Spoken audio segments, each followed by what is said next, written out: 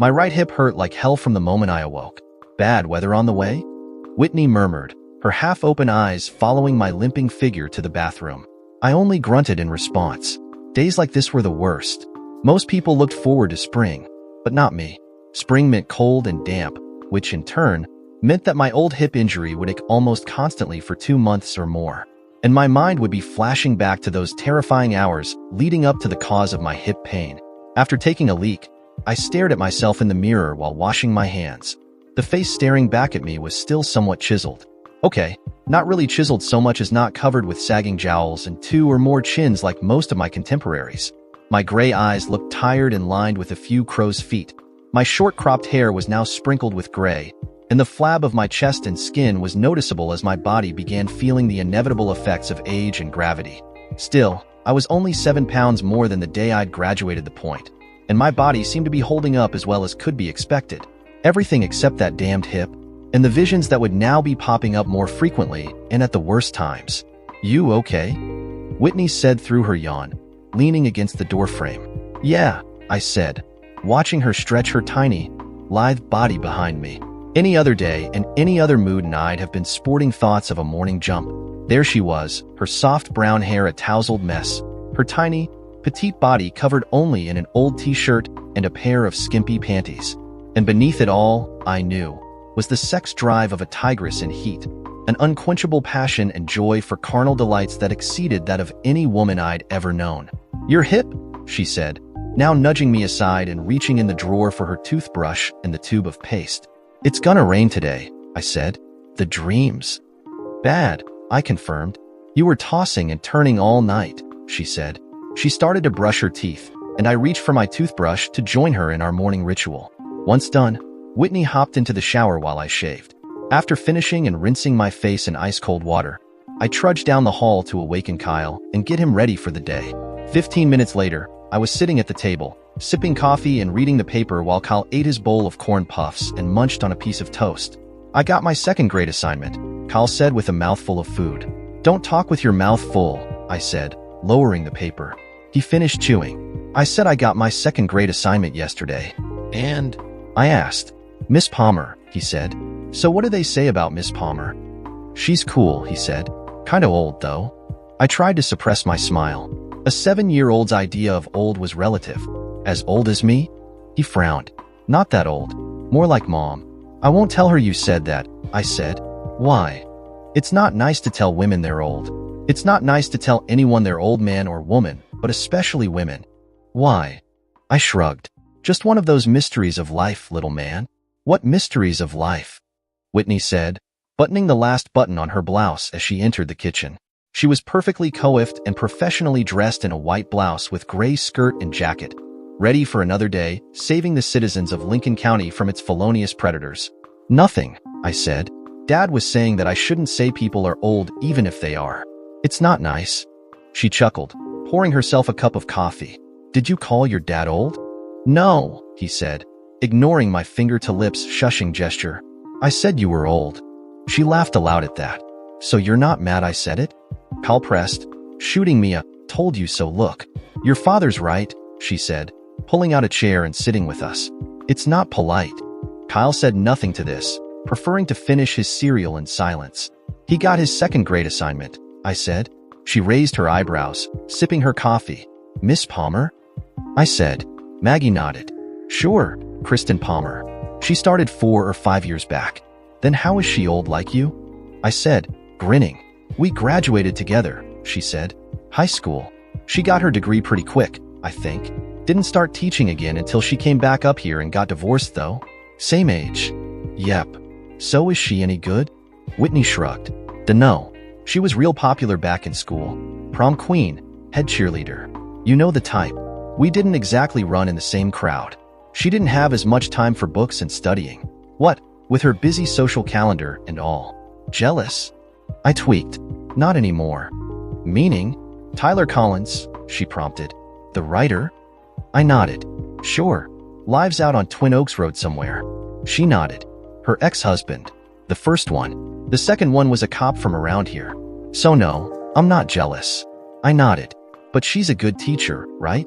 "Not a clue," Whitney said. putting her coffee down and looking at her watch. Can you hurry up? I really need to get into the office. Final preparations on that hearing today. What hearing? The Labrazi drug case, she said, impatience creeping in. Their motion to suppress the evidence.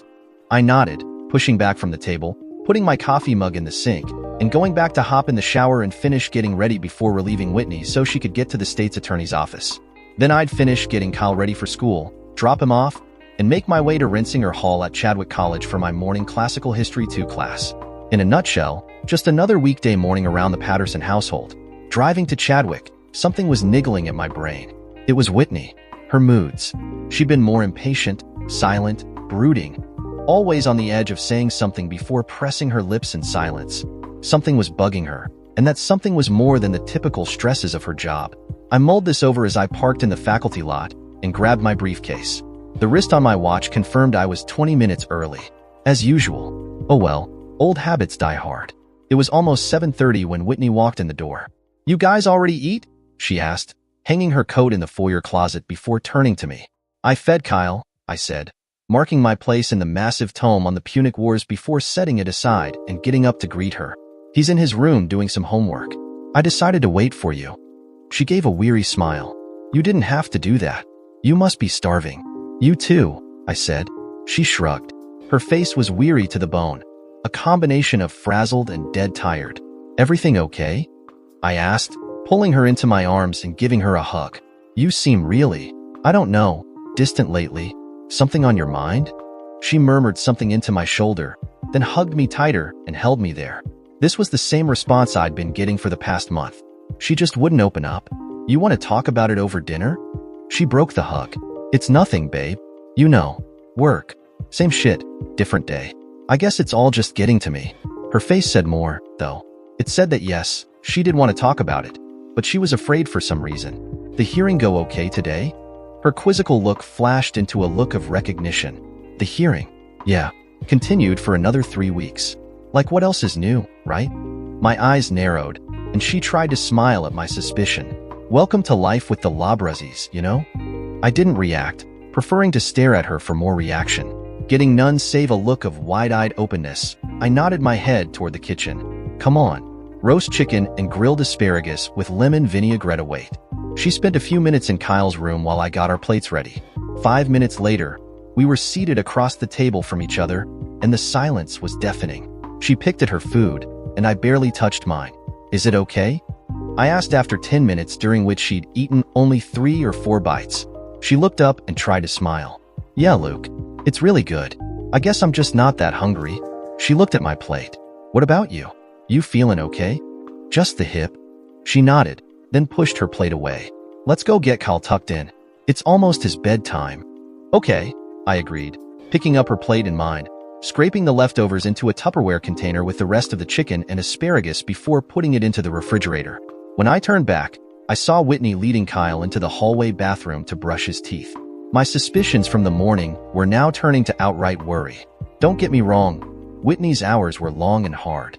Her promotions from traffic court to misdemeanor to felony had correspondingly increased her hours as the complexity and importance of her caseload increased. Truth be told, she wasn't even that late, though her long hours had become more frequent in the past 8 months since she'd made the jump to lead felony prosecutor.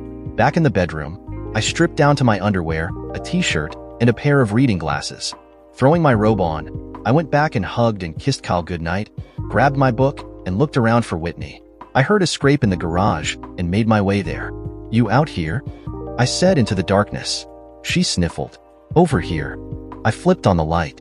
She was in the corner, her arms wrapped tightly around herself, her head turned away from me. "Whit," I said, stepping onto the cool cement floor. "Baby, what's wrong?" She just shook her head, and I could hear her crying. I walked toward her, and she squeezed herself even tighter as I approached. Dread began coursing through my veins, the kind of cold, shivery feeling you have as you watch something terrible begin to unfold. "What's wrong?" I said, my voice now a hoarse whisper. "You're going to hate me," she said, her eyes staying glued to the wall opposite me. "Why? What's going on here?" Whitney's head dropped to her chest, and she didn't answer. "What have you done?" I pressed, not wanting to know, but afraid not to find out. We need, there's She looked to me for help, her eyes pleading with me to back off. Looking back on it, I'm not sure whether I made a mistake. To this day, I still sometimes wonder whether everything would have still happened the way it did if I'd just given her time to figure it all out on her own. If I'd left her alone to figure it out for herself, if I hadn't pressed for an immediate answer, would she have worked it through on her own and eventually been shaken into reality? Unfortunately, I'll never know the answer to that. Whatever was tearing her apart so much was now tearing me apart, and I had to know what was going on. For my own sanity, she had to tell me why she was so upset and withdrawn. "I'm your husband," I finally said. "I love you, and I'm here for you. Whatever it is, you can tell me." She hesitated, her eyes pleading with me to let it be. "This is only getting worse, Whit," I said, my voice cracking with emotion. "You're not talking to me anymore. I have no idea what's eating at you, and you won't share it. Is it me? Us? Something going on at work?" She said something, but I couldn't hear her voice. "What?" She turned and faced me, her face a mask of anguish. "It's everything. It's you. It's me. It's us. It's work and bullshit, and I'm just not happy." Her words were like a slap in the face and a quick, solid punch to the solar plexus. "Us?" I croaked. "What's wrong with us?" She shook her head. "Not just us, not just our marriage. It's everything altogether. It's just all getting so, I don't know, stale? There's no spark, no excitement. Just drudgery." I said nothing, trying to decipher what she was saying and what it meant for our family. "I don't feel alive anymore, Luke," she pleaded. "It's like I'm just going through the motions. I mean, I love you. I love Kyle. But, well, it seems like my whole life is just in a rut. I get up, get ready for work, snatch a few minutes with you guys before rushing off to work. Then I get to spend 10 or 12 hours a day trying to keep up with the rushing tide of scumbags who can't keep their shit together. Keep trying to lock him away until they get a clue on how to behave. Then I rush home, manage to spend an hour at most unwinding while trying to get Kyle in the bath and the dishes done, and then it's off to bed. Get up the next morning, repeat the cycle. I usually do the dishes," I said, "and the cooking and the bathing and the homework." "I know," she cried. "That's not the point. You do. You manage to do it all when I can't help you. But then our weekends are spent around the house, getting stuff done to get ready for the next week. I just want it all to be different." "Different how? Different job? Go for it. You know I'll support you." She shook her head. "Will that really fix it all?" My eyes narrowed. "What are you saying?" "I'm saying that I think we should separate," she said, the tears drying and a firm look setting in. "I need some time to figure out what I want, what I need.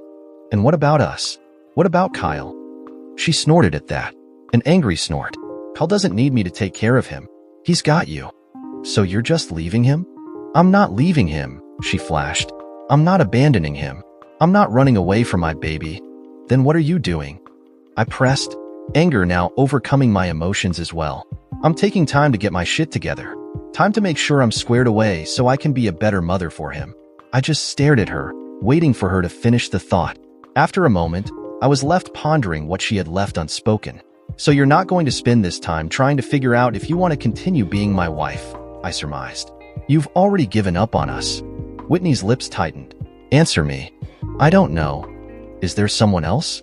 She hesitated, then shook her head. "Who is he?" I said there was no one else, she hissed. "I haven't screwed around on you. I'm not seeing anyone. But you've got your eye on someone, don't you?" She turned away, refusing to answer. "And this separation," I said, building steam. "You're going to use it to see if maybe it'll work between the two of you. If it does, then you'll cut me loose, right?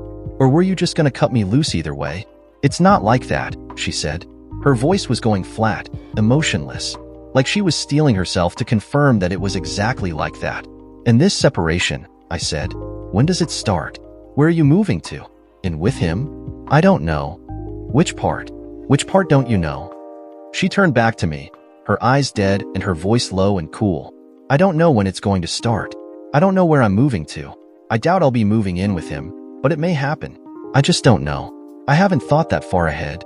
"What do you mean you haven't thought that far ahead? You're a lawyer, for Christ's sakes. Thinking and planning, that's all you do for a living." "You pressed me," she said. "I didn't want to tell you." "Yet," I corrected her. "You didn't want to tell me yet. So what were you gonna do? Get all you ducks in a row, pack your shit, give me a peck on the cheek, and ride off into the sunset? After almost 10 years together, that's really how you were gonna play it?" She didn't respond. but her face told me that was exactly how she was going to play it. Fine, I said. Do whatever the hell you want to do. It's pretty clear where I fit in your pecking order. And Kyle too, for that matter. Don't you dare, she started. And as long as we're on that topic, I interrupted, you should at least start giving some thought to what we're going to tell Kyle here. Her face froze at that, the rest of her interrupted retort cut off in her throat. It'll be both of us, I said, and we'll both be polite and not point any fingers. But you're the one that's gonna plan the strategy on this one, lawyer girl. Got it? She only nodded as fresh tears ran down her cheeks. I watched her for a minute, all of my anger and fight leaving me. This was like a weird sci-fi movie, like Harrison Ford in Blade Runner. Was I a loving husband willing to give up without a fight? Or was I an unfeeling automaton not willing to wage a losing battle? Me, West Point class of '89. I'd fought and been a part of a victorious war. And every day for the rest of my life, my right hip would remind me of the personal costs associated with that war.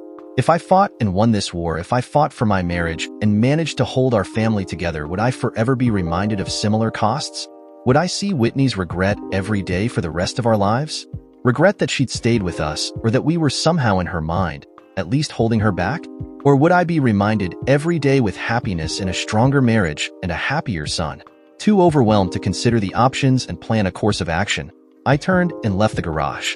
When I awoke the next morning, almost an hour before the alarm, Whitney was curled up in bed beside me, snoring softly. That surprised me. The manual seemed to indicate someone should be sleeping on the couch here. Then again, what the hell did I know? It's not like divorce was a common thing for me. No, this was the first time. I thought back to our wedding and the words of my best man. You sure this is what you want to do? My brother Mark said then. I only smiled. It's not too late, Mark continued. Really, I assured him. She's the one. Okay, he nodded. Just remember, if there's one thing you never want to be, it's anyone's ex-husband. So no matter what it takes, you keep your shit together, okay? And make sure she does too. I only laughed. Will you quit worrying? That conversation kept playing in my mind as I went to the hallway bathroom and brushed my teeth, shaved, and showered. How could I do it? How could I keep my shit together when I didn't even know what I'd done wrong? How do I keep her shit together when she's already given up on us and obviously hitched her future to some other horse? I just had no idea how to proceed. Morning, Whitney said from the now open doorway as I stepped from the shower. Without thinking, I stepped back into the shower and draped myself in the shower curtain. Jesus, Luke, she said, her sad face turning angry. It's not like I've never seen it before. Yeah, I said, fighting to keep my voice low and my emotions in check. Back when we were lovers, right? Her anger turned to astonishment, like I'd slapped her in the face. Part of me was overjoyed at scoring a direct hit, the kind of hit I'd taken the night before. The other part of me was ashamed to be so intentionally striking back. After a few seconds, overjoyed one. Now if you'll excuse me, I said, I'd like to finish getting ready. I'm pretty sure the master bath is still there if you need it. She stared for a few seconds longer before closing the door. I was dressed in jeans and a golf shirt, reading the paper and drinking coffee while Kyle ate his cereal and toast. Halfway through my second and final cup of coffee, Whitney appeared from our bedroom. Hey, Mom, Kyle chirped up. Mornin', sweetie, she said, stooping to kiss his cheek before turning to pour herself a cup of coffee. I felt her eyes on me, but I just concentrated on reading the paper. You sleep okay last night? She said. Looks like the Cubs were going to have another shitty season. Dad, Kyle said. I lowered the paper. What, little man? Mom asked if you slept okay last night. Oh, I said. Then I smiled at him. No, me neither, Whitney said. I ignored her and went back to reading the paper. She gave a light sigh, and I sensed the energy leave her body. Can we talk? She said. I lowered the paper again, fighting to stay impassive in front of Kyle. About what? Last night. There's more? You're gonna somehow top yourself? She shot glances to Kyle, who was busily munching his cereal while reading the comics page. Please, she said. Now. She shook her head. Later. Tonight. Maybe. When I get home. Tonight then, I said, raising the paper back up and reading for the 10th time or so that the Cubs had no real pitching prospects and were still going to suck. I was piling my notes and books back into my briefcase at the conclusion of 20th century American history. I could hear the doors clanging as most streamed out, and I heard snatches of conversations between the few students who were still milling around, undoubtedly planning some party or date rather than plotting the theses of their term papers. You okay, Professor? I looked up. Heather Farley was standing a few feet in front of the lectern, her angelic face an exaggerated mask of concern. 21 years old, an apparently natural blonde with long, straight hair all shiny and combed, and a body that would make Pope Benedict look more than once. I'm fine, Miss Farley, I said. Is there something I can do for you? You don't seem fine, she said, her voice lowering so the others in the room couldn't hear her. You seem distracted and upset. I tried to smile, but it never reached my eyes. You can tell these things. Welcome to life, I said, trying to introduce a measure of levity.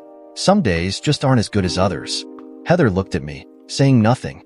Her bright green eyes bored into mine and held there, her lips pursing. So if there's nothing else, I said, breaking the reverie by snapping my briefcase shut, I've got to run. If you need to talk to someone, I'm a real good listener. I'll keep that in mind, Miss Farley. Okay. She turned, scooped up her book bag from her desk, and walked out. My eyes followed her hips every step of the way, and I finally took a breath as she disappeared into the hallway. Pretty sweet, huh, Doc?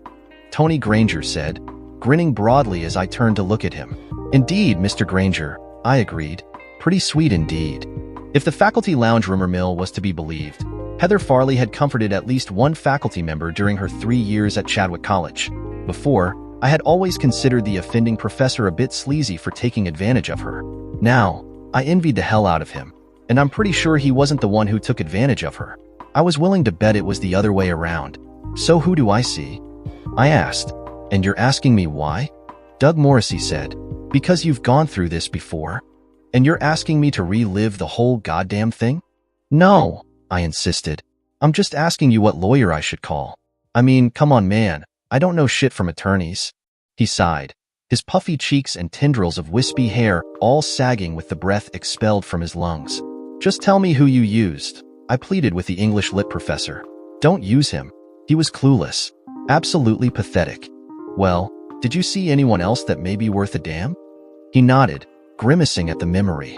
Jermaine's attorney, Rebecca Galarza. She works for Eric Taylor. I think they're partners now. And their office is here? In Grant City? He nodded. And they're good? She's good. He looked at me, frowning. Remember my 61 Triumph? My pride and joy? I nodded. I think Jermaine used it to pay her legal fees. My car to pay her damned lawyers. And she got it in the divorce, along with most everything else. Sorry, I commiserated, thanking God I didn't have some beloved, cherished token to have to give up in the divorce. Well, nothing except my battle dioramas in the basement, but Whitney would never want any of those. No, I had nothing to lose in the divorce. Nothing except Kyle, which was everything. You okay? Doug said. You look like you've seen a ghost. What if I lose him? I asked. Kyle, what if she gets custody? He reached across the table and put his hand on my shoulder. Listen to me, Luke. I looked at him, tensing at the tone in his voice. Is there any way this can be fixed? And I mean any way. I don't know, I answered. Honestly, I never even saw this coming. I don't even know what the hell is going on, you know? This is so totally out of left field. He nodded, shaking his head. Because this is really going to suck, my friend. Big time. Take my word for it. As bad as you think it's going to be worse. So if you can stop it, I recommend you do so immediately if not sooner. For the second time in 24 hours, I felt cold and shivery all over. Kyle and I were hunched over the kitchen table, him working on an addition and subtraction worksheet, me filling out a client questionnaire I'd been given by the receptionist at Taylor and Galarza, attorneys at law. Whitney walked in the door shortly after 5. Kyle's face lit up, and he leapt from the table and ran to her. Hey, baby, she said, scooping him into her arms and hugging him tightly with her jacket still hanging from one arm. How was school? Okay, he chirped, then wriggled from her hug and ran back to the table, scooping up his homework. My eyes followed him every step of the way, from the hug back to the table, then down the hall to his bedroom where he was stashing his homework to finish later. Hey, Whitney said, placing her hand on my shoulder. I turned and looked up at her, then looked at her hand on my shoulder. She snatched her hand away like my eyes were scorching her skin. Sorry. I went back to the questionnaire, dutifully filling in the blanks. Whitney sat across from me at the table. So you didn't even bother waiting for us to talk, did you? I looked back up to her and raised an eyebrow. Wait for what? To see a lawyer. She nodded at the questionnaire I hadn't bothered to hide from her. They're good, by the way. God knows you could have done a whole lot worse. Could I have done better? She shrugged. Dunno. Not really my field. I only know what I hear around the courthouse. I nodded. Why the big hurry? She asked. Why couldn't you at least wait for us to talk? I put the pen down and folded my arms over the questionnaire. Is it going to do any good? I asked. Have you already changed your mind? Decided to give us a chance, maybe? I watched the emotion stream through her eyes and over her face. She was trying to think of the right thing to say, and her lips started moving a couple of times. But she was conflicted, clueless on how she wanted to proceed. And that's why I had the questionnaire out in front of her. I decided the best thing to do was to force her to immediately consider the costs of her choices. Get her off the damned fence and get her thinking long and hard about what she was contemplating. Kyle, honey, I said over her shoulder to my son, who was running back out of his room. Can you go back into your room and finish that homework? Mom and I need to talk, then we'll all eat. Okay? Sure, Dad, he chirped, then turned and went back into his room. When I turned back to her, Whitney's eyes were on the table in front of her. Okay, I said. You wanted to talk.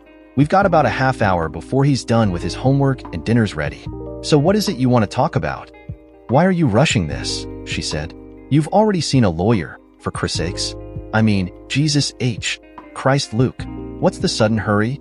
If I hadn't forced the issue last night, if I hadn't caught you out there in the garage and made you talk to me, you would have never told me. Not until you were already gone. Not until you already had your own lawyer lined up and all your shit together, right? She said nothing, but her face confirmed the simple fact. Well, Whitney, I don't think I want to get blindsided again, okay? I don't want to show up one day with the locks changed or with you, and Kyle gone to live your new life with my replacement. I wouldn't do that to you. Really? Really? You wouldn't? I laughed. That's funny. Then what is it you've already done? I just told you I'm confused. I'm not happy, and I need some time to get myself squared away. For my own sanity. And you told me that getting squared away probably includes another man. A man you're supposedly not already screwing and already making future.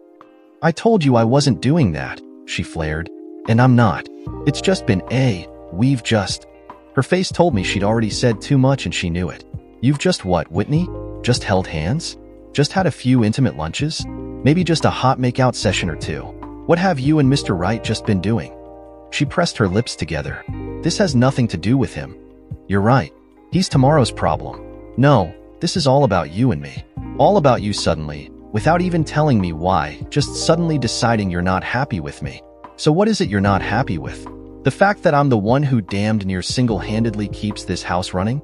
Does the cooking and most of the cleaning and more than my share of the laundry? Make sure Kyle's homework is done and he's fed and clothed? Is that what you're not happy with? Your hours are lighter than mine, she said, her eyes avoiding mine. You know that. It's always been that way. You never used to care. And I don't care now, I said, fighting to keep my voice low. Don't you see that? When's the last time I bitched about any of this? Huh? When? Have I ever thrown any of this in your face? Ever insisted you cut back? She was silent. Well, have I? No, Luke. You've never done that. Then why, Whitney? What the hell is it? Tears were streaming down her face, and she shook with silent sobs. I got up and fetched the roll of paper towels, putting them on the table in front of her. Your shitty tears mean nothing now, and don't you think that I at least deserve some sort of explanation? She nodded. I don't know. I'm just not happy. Then get a different job, I suggested. Why are you starting with us? Instead of changing your job and seeing if that makes it better, you decide to change husbands? Families? That's really your first choice here, or the easiest one. She turned and looked out the window, wiping her cheeks and blowing her nose and getting her emotions under control. If it's really everything like you said last night, then why don't you see if just changing one thing would fix it? Maybe get a different job? Maybe go into private practice and see if you can cut back on your hours or change fields of practice or something. Why are you trying to change everything? Her stare remained out the window, and her voice when she spoke was so low I had to lean over to hear her. I feel like running away sometimes. Getting away from everything and everyone.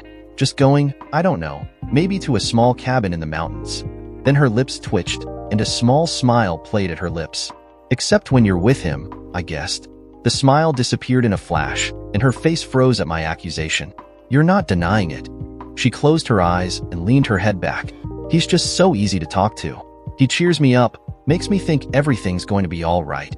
Maybe because he's the one you've been sharing your problems with. Maybe because you haven't been talking to me for months now.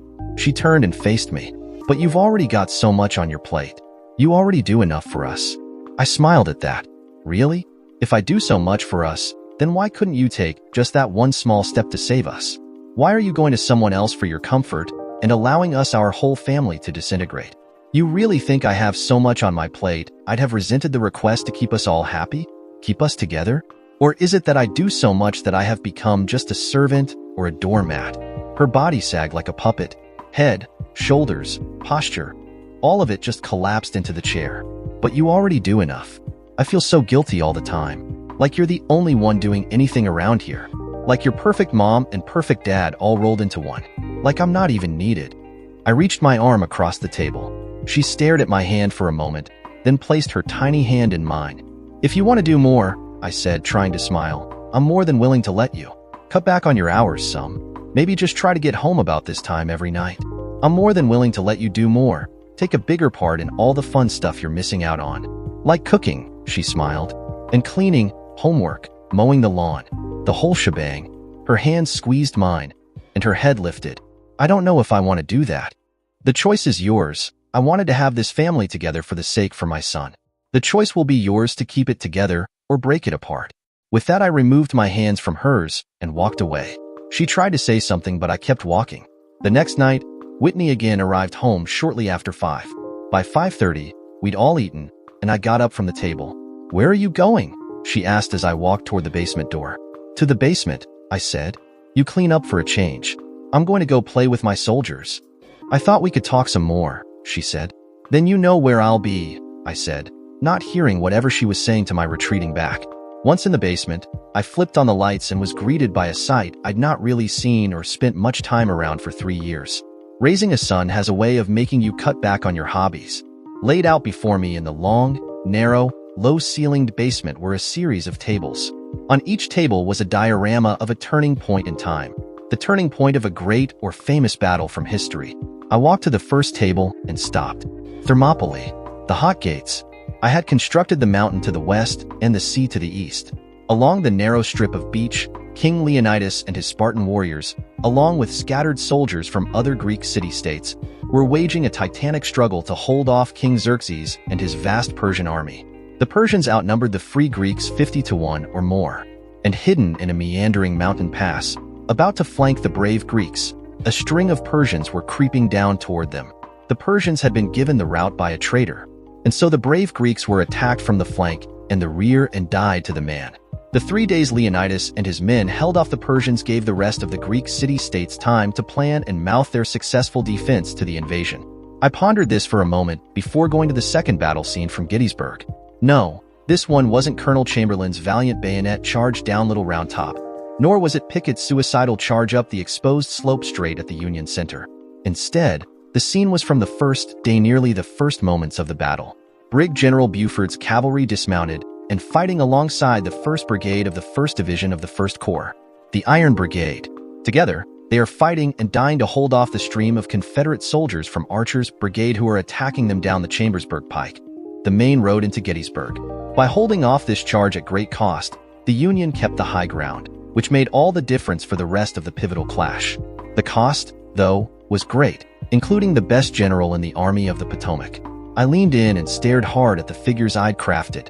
The figures gathered around the splayed body of Major General John Reynolds as he lay dead in the opening minutes of the battle, felled by a sniper's round or just a wild bullet from the clash. Because of their courage and sacrifice, the battle was all but preordained from the opening volley of bullets. There were 2 more complete battle scenes, and 1 half-finished diorama. There was a cutaway view of the tunnels being dug and explosives being packed beneath both trench lines of the Ypres salient, one of the worst meat grinders of World War I. In the other, Hannibal and his Carthaginian forces along with various allies were snapping shut their double envelopment of the superior Roman forces at Kenny, and thus the Carthaginians reached their zenith in the Second Punic War. I barely glanced at those 2. The meat grinder and the crushing double flanking movements were not nearly as poignant to me just then as the cost of traitors and the need to hold the high ground at all costs. I stopped at the last table, running my fingers over the harsh, destroyed landscape of Stalingrad. It was all there on the biggest diorama I'd ever tackled. The stark shells of bombed-out buildings, Pavlov's house, the tractor factory, rubble-strewn streets, the pocked hill at Mamiev Kurgan overlooking the remains of the city and the river Volga beyond. It had taken months to get the landscape just right, and the only figures inhabiting it were boats packed with reinforcements crossing the Volga amidst explosions of fake water. It was time to start making the various Russian and German soldiers and weapons, time to start populating the dying city with dying men. I sagged, staring at the landscape. Dying city, dying men, dying marriage, maybe dying fatherhood. I turned at the sound on the stairs. "Dad, over here," I said, trying to banish the thoughts from my mind. "What are you doing?" "I'm gonna make some soldiers. Can I help?" "Sure." I waved him over. "Get over here, little man." He gave a broad grin and scurried to my side. "What's this?" he asked, his eyes wide at the stark victim of the Nazi onslaught. "This is what happens when people hate each other," I said, pulling him in and hugging him to my side. "They do this?" "Uh-huh." He nodded. "It's pretty sad." "Yep." "So what are we gonna make?" he asked, his voice getting bright at the excitement of getting to work with me on these for the first time in his life. "Time to start carving some soldiers," I said. I spent the next 2 hours showing Kyle how to carve and shape soldiers from clay before making plaster casts of them for the ultimate casting process. Whitney never came down. After I got Kyle bathed, brushed, and into bed, I went back to the living room and pulled out my book on the Punic Wars. The Third Punic War, I knew by heart, had started because Carthage had finished paying Rome reparations from the Second Punic War. Rome, with a growing population and no more reparations coming in, decided to feed its people by conquering Carthage and its rich farmlands once and for all. Thus, they ultimately besieged Carthage and starved its people out. When the Carthaginians surrendered, they were all enslaved and the city and its magnificent harbor razed. And Carthage simply ceased to exist. It was gone, never to rise again. And the Romans, who had commenced the war on false pretenses and through trickery, were forever burdened with the Punic curse. Kyle and I spent Saturday morning carving and shaping soldiers, making plaster casts, and pouring molten tin into the casts. At 11:30 or so, Whitney appeared at the base of the basement stairs. "Do you think that's wise?" "What?" "Letting our son play with molten metal." "He's not playing with molten metal," I said. "He's learning how to do something, learning the right way, the safe way, and learning, in the process, what can happen if he ever does something the wrong way." "Still," she said. "Come on, Mom," Kyle said. "He's not letting me pour it. I just get to hold the funnel is all. And I have to wear this." He held up his tiny arm to show the massive fireproof mitt covering his tiny hand and arm to the elbow. "And it's fun," he continued. "We're making soldiers." "Well," she started, then just looked at us. I turned back to pour the last cast. "Ready?" I said. "Uh-huh," he confirmed. I poured a steady stream of liquid metal into the funnel, my free hand over Kyle's as I held the funnel steady, my eyes peering in to see when the cast was full. "Okay," I said, putting the pan aside and guiding his hand as he lifted and let the last drops fall harmlessly before moving the funnel and setting it into the pan. When I turned back, Whitney was still there, a soft look on her face. Catching my eyes, her face went taut. Are you two going to be doing some more? You need us for something?" She struggled, her eyes avoiding mine. Well, I was going to run out for a while. I was wondering if you could keep an eye on him for a few hours." I stared at her, not believing the words coming out of her mouth. "You said you wanted to spend more time around the house. With Kyle, at least." Whitney's teeth were grinding, and she sighed. "I know, but That talk," I said. "With Kyle. Take some of your time with Superman planning it, because it's going to be tonight, after dinner. So try not to be late, got it?" She looked at me for a moment, then jerked her head in a tight nod. "What talk, Dad?" I looked down at Kyle. Worry was all over his face. I put my hand on his shoulder and squeezed. "Don't worry about it, okay?" His face said it wasn't okay. "I really don't want to say more now, Kyle. It's a family talk. Like when I wanted a dog? Sorta like that. But worse," he concluded. "Yeah. Did I do something wrong?" I scooped him up and held him tight. "Not a thing," I whispered into his ear. "Not a damn thing, little man." Whitney was home when Kyle and I got back from the park at 3. If she'd spent the lunch hour screwing her new love, it didn't show. To the contrary, she was a bundle of nerves, sitting at the dining room table with her hands fidgeting back and forth through a cookbook and her eyes looking to us when we walked in before turning back to the cookbooks, then the windows, then us, and so on. She couldn't sit still. "You want to do this now?" She shook her head. I'd rather just talk to you for a few minutes. Why don't you go hop in the bath now? I said to Kyle. But Dad, he pleaded. Hop in the bath, get cleaned up and into pajamas, and we'll order some pizza and stay up past your bedtime watching movies, okay? The grin nearly split his face. Deal. Okay, I said once Kyle was in the bathroom running his bath and I was seated at the table. I'm confused. About what? About everything. I nodded, saying nothing. After a minute, Whitney spoke again. It's just that I don't know, it all seemed like such a great idea. Like this fantasy I had in my head, and it was getting better and better the more I thought about it. Still, I said nothing. I just relaxed back and sank lower into the chair and watched her. Are you going to say something? I'm listening, I said, trying to figure out what's going on here. Just like I've been trying to do for the past 4 days. I told you, she said. I maybe got carried away with a fantasy world. And with another man, I added. Someone else has been part of it. How actively you've been fantasizing with him. I told you. I haven't been screwing anyone else. Then what have you been doing? She looked out the window. That's what I thought, I said. And still you won't tell me. All you'll tell me is that I'm no longer really the one for you. That I'm for some unknown, undefined reason a major reason why you're in a rut. But you won't tell me why. You won't tell me what I can do to help fix it. And you won't tell me how to compete with some quasi-lover you refuse to name. I leaned over the table, and her head jerked to face me, her eyes wide. I shouldn't even have to compete with someone else, Whitney. We're married here. This isn't junior high school. We're not going steady like a couple of preteens. I'm sorry, Luke, she said. I can't help it. It's just... I don't know. Yeah, I remember. It's just how you feel. But tell me this. Did you start feeling like this before he came into your life or after? What difference does? Because I'm wondering if you started feeling this way all on your own, or if he helped you along in ditching me. It's not like that, she argued. See, I said, leaning back in the chair again. There you go again, defending this guy. This guy you won't tell me about, or tell me what you've been doing with or doing to. It's like you think you have some kind of right to keep all of this secret from me. Tell me you're leaving me. Tell me there's someone else. But then fail to tell me what I did wrong, or who he is, or what he is to you, or what you're doing with him. I'm entitled to a life of my own too, she argued. That's right, Whitney. You're entitled to a life of your own. And that's exactly what you're going to get. A life of your own. On your own. Her eyes went wide. What are you? I've got an appointment on Monday afternoon. I'm going to retain them as my lawyers. But I don't. You don't what? Don't want one? But you still want to keep your little lover boy on the side? Keep things from me? And you want me to continue living with a wife who suddenly doesn't love me anymore? You want me to become a second fiddle to another man that you want, become his cuck, and do you also intend me to have his sloppy seconds? Or do you want to entirely cut me off from any intimacy with my legally married wife? Tears were streaming down her face. Why are you pushing this? Why can't you just give me some time? Did you give me time? Did you give me a chance to make you happy? Did you give a single thought about your marriage before getting another man in your life? I guess you know the answer. My so-called legally wedded I have not screwed him yet wife. Her face was a mask of anguish, completely conflicted emotions. It tore at me, took the wind from my sails and the anger from my bones. Do you really see any chance for us here? I don't know. So there may be some chance? She nodded. Better than 50-50? I don't know. I thought back to what Doug had said. Whatever it takes, do it. Anything to avoid divorce. Anything to keep the marriage together. When do you think you'll know? She shrugged. Would you see someone?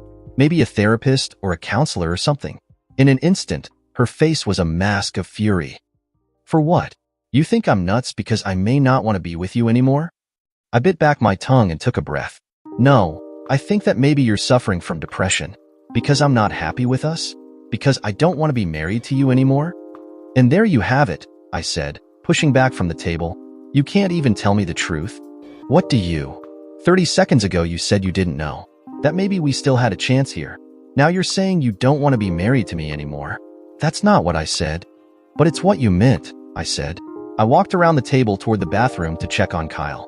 She reached her arm out to stop me, and I froze. Without looking at her, I said, we'll give him one last happy night tonight. Get your shit together enough for the talk with him tomorrow? Her hand gripped my shirt, trying to hold me there. I reached down and pried her fingers off of me. Then I continued to the bathroom. I was now seriously questioning the validity of what Doug had said. It was taking a heavy toll on my mind. Keep the marriage together, the price was getting higher. I had 12 feet to get my emotions in check, so my little boy wouldn't realize his world was about to fall apart. Say this for Rebecca Galarza. She was smoking hot. I mean the kind that distracts you. The kind of incredible beauty combined with that extra something that exudes a sexual aura that leaves you fantasizing about her the whole time you're in her presence. She strode into the small waiting room and held out her hand. "Mr. Patterson," she said. "Look," I corrected her, trying to keep my jaw off my chest. She was mid-30s and dressed simply in a white blouse and tan slacks. Yet, the simple colors somehow served to accentuate her smooth olive skin and long, black hair. Her face was that of a classic Spanish beauty with high cheekbones, narrow chin, large, round, deep brown eyes, and full lips, and her body was that of a Playboy centerfold. It was the way she held herself, though, and the way she looked at you. Direct, challenging. It was a look that dared you to jump in the sack with her and try to screw her brains out. A look that must have men lined up around the block for a shot at her, and none, I noticed from the empty ring finger, had yet leashed her in. "So, Luke," she said after a moment, a smile playing over her lips and her eyes twinkling at my response. "Right," was all I could manage. She waved her arm toward a door, and I walked around her and into a conference room. "Okay," she said, pulling a pair of reading glasses from her pocket and putting them on to read my questionnaire. "Why don't you tell me what's going on?" "I don't know." She looked up and raised her eyebrow. "You don't know? Seriously? Whitney, that's my wife. She tells me she's not happy. With her job, her marriage, me. Pretty much everything. Is she going through a bad phase of some kind? Death in the family, or someone sick? Sudden pressure at work?" I shrugged. "No one's died and no one's about to, either. Not so far as I know, at least. Still, I'm pretty sure I would have heard about it. Same thing with work. I mean, there's some kind of drug case going on now. Supposed to be a real big deal. The Labrazies?" Her eyes narrowed. "Your wife's Whitney Patterson, the prosecutor?" I nodded. "That a problem?" "Not really. It's just that most of the judges will probably recuse from the case. We'll probably end up with someone from out of county. And..." It was her turn to shrug. "Hard to predict how another judge will react to certain things. But it's not a problem with your office?" She shook her head. "I'll check with my partner, but I don't think so. I mean, we do some criminal stuff. Hell, I used to work with her before I started here 4 years ago. Were you friends?" "Colleagues. We never had a drink or anything, though, so I wouldn't really say friends." I nodded. "She says you guys are good." She nodded, like such compliments were commonplace around the office. "So back to what's going on. Is there someone else?" "Yeah. She says they're just friends, but she's let slip a few times. I'm pretty sure they're more than friends. How much more, I have no idea, and she's not saying." "Who is it?" "She's not saying." She pursed her lips, and I had a sudden fantasy of leaning across the table and kissing her. Seeing my glassy eyes, she gave a smile. "It says here you have a little boy together. Have you really thought this through?" "In what way?" She leaned over the table. "You sure you don't want to just wait a little while? Maybe see if she gets her head out of her bum?" I shook my head. "Pride? The other man?" "It's not that." I paused for a moment, trying to put words to my jumbled thoughts. "Take that back. It's partially that.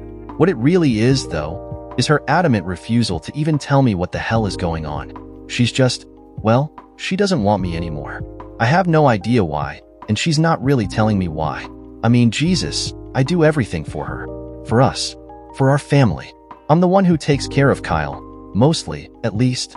I do most of the housework and everything else to help support her career. And the thanks I get is that she doesn't love me anymore." Rebecca was writing furiously on a pad in front of her. "When you say you do most everything, including taking care of Kyle, let's get more specific. How? Who makes his breakfast?" "Usually me." "Usually? 9 times out of 10. Who helps him with his homework?" "The same." "Laundry?" "Ditto." "Dinner?" "Ditto." She stared into my eyes, and I saw that hers were ablaze with glee. "He's in 1st grade?" I nodded. "Did you go to the parent-teacher conferences?" "Of course." "Did Whitney?" She couldn't get out of the office. She smiled. "You want custody?" My eyes went wide. "Is that possible?" "From what I'm hearing, it's not only possible, it's probable." "Really?" She gave a throaty chuckle. "The judge isn't going to care who has the pecker. You're both equal. Unless you're doing a pretty crappy job, though. The one who's taking care of him, we call that the primary caregiver. That's the one who gets custody." I didn't know what to say. I'd assumed Whitney, being the mother, would almost automatically get custody. Now this Hispanic goddess was telling me that I'd probably get custody if I wanted it. Well, she said, well what? Of course I want custody. And you'll be able to handle it with your job as a... She flipped back to the first page of the questionnaire. You're a history professor? At Chadwick? I nodded. Yeah. And yes, I'll be able to handle it with my job. Sweet, she said, her face a gleeful mask. She wrote on the legal pad, custody to LP. Now let's go over your financials. I was walking on air when I left the law offices of Taylor and Galarza. Was it going to suck? Yep. But it wasn't going to suck nearly as bad as I'd feared it would. The property split would probably be about 50-50. The chances of alimony were slim, and thank you God. I was probably going to be getting custody of Kyle. I drove to the park to pick up Kyle. He was there with Sally Romescu, our neighbor, and her posse of children. Dad, Kyle cried out from the swings upon seeing me. Hey, little man, I said, walking toward him as he leaped off the swing and ran toward me and into my arms. You doing okay? I asked as I held him to my chest. I guess so, he whispered into my ear, squeezing me tightly. I squeezed him right back, knowing there would be times coming up when he'd again be crying as he had the day before, sobbing uncontrollably at the loss of his family and of one of his parents. I love you, I said. You know that, right? I love you too, he said, leaning back and looking at my face. Can we go home now and make some more soldiers? Absolutely, I said, letting him down as his weight began to make my hip ache. I said our goodbyes to Sally, who seemed like the calm at the center of the storm with her 4 kids running around and screaming. Thanks, I said as we turned to leave. Anytime, Doc, she said. Sally and her husband Charlie both called me Document. At school, the students all called me Professor, but I was only addressed as Doctor when being introduced to give some boring lecture or present a paper to my colleagues. Charlie and Sally, though, seemed somehow proud to be living next door to a real professor, like it was proof positive that an electrician and his wife, neither of whom had a college education, could still make it in America and live with all of us who got the educations. So they called me Document, not so much to honor me in any way as to remind themselves of how good they had it. Watching her patients around 4 screaming rugrats, though, it was I who envied them, and not for the first time. They made me realize how good they had it and how bad I now had it. They made enough money to live happily in a nice home and to spend time together and with their children. Their devotion to each other was obvious to all who saw them together, and I simply couldn't envision them ever being in my shoes. And me in comparison? The only reason I had a doctorate degree was because it was the only way of really escaping my father's business. My family was collapsing around me, and I would soon be juggling a full-time job with full-time parenting. So there you go. The bonus of 7 years of higher education for both Whitney and me, and we were failures in the most important thing in our lives. Again, Whitney was home by 5:30. Hey baby, she said to Kyle. Hi Mom, he mumbled back, not bothering to look up from his homework. That's it? No hug? He sighed, then got up, walked to her, and gave her a brief hug. She tried tousling his hair, but he went back to his homework. What are you doing? She said. Spelling. Need some help? Dad already helped me. She turned to me, and her face was sad. I tried to feel bad for her, but I couldn't. Instead, I felt bad for Kyle.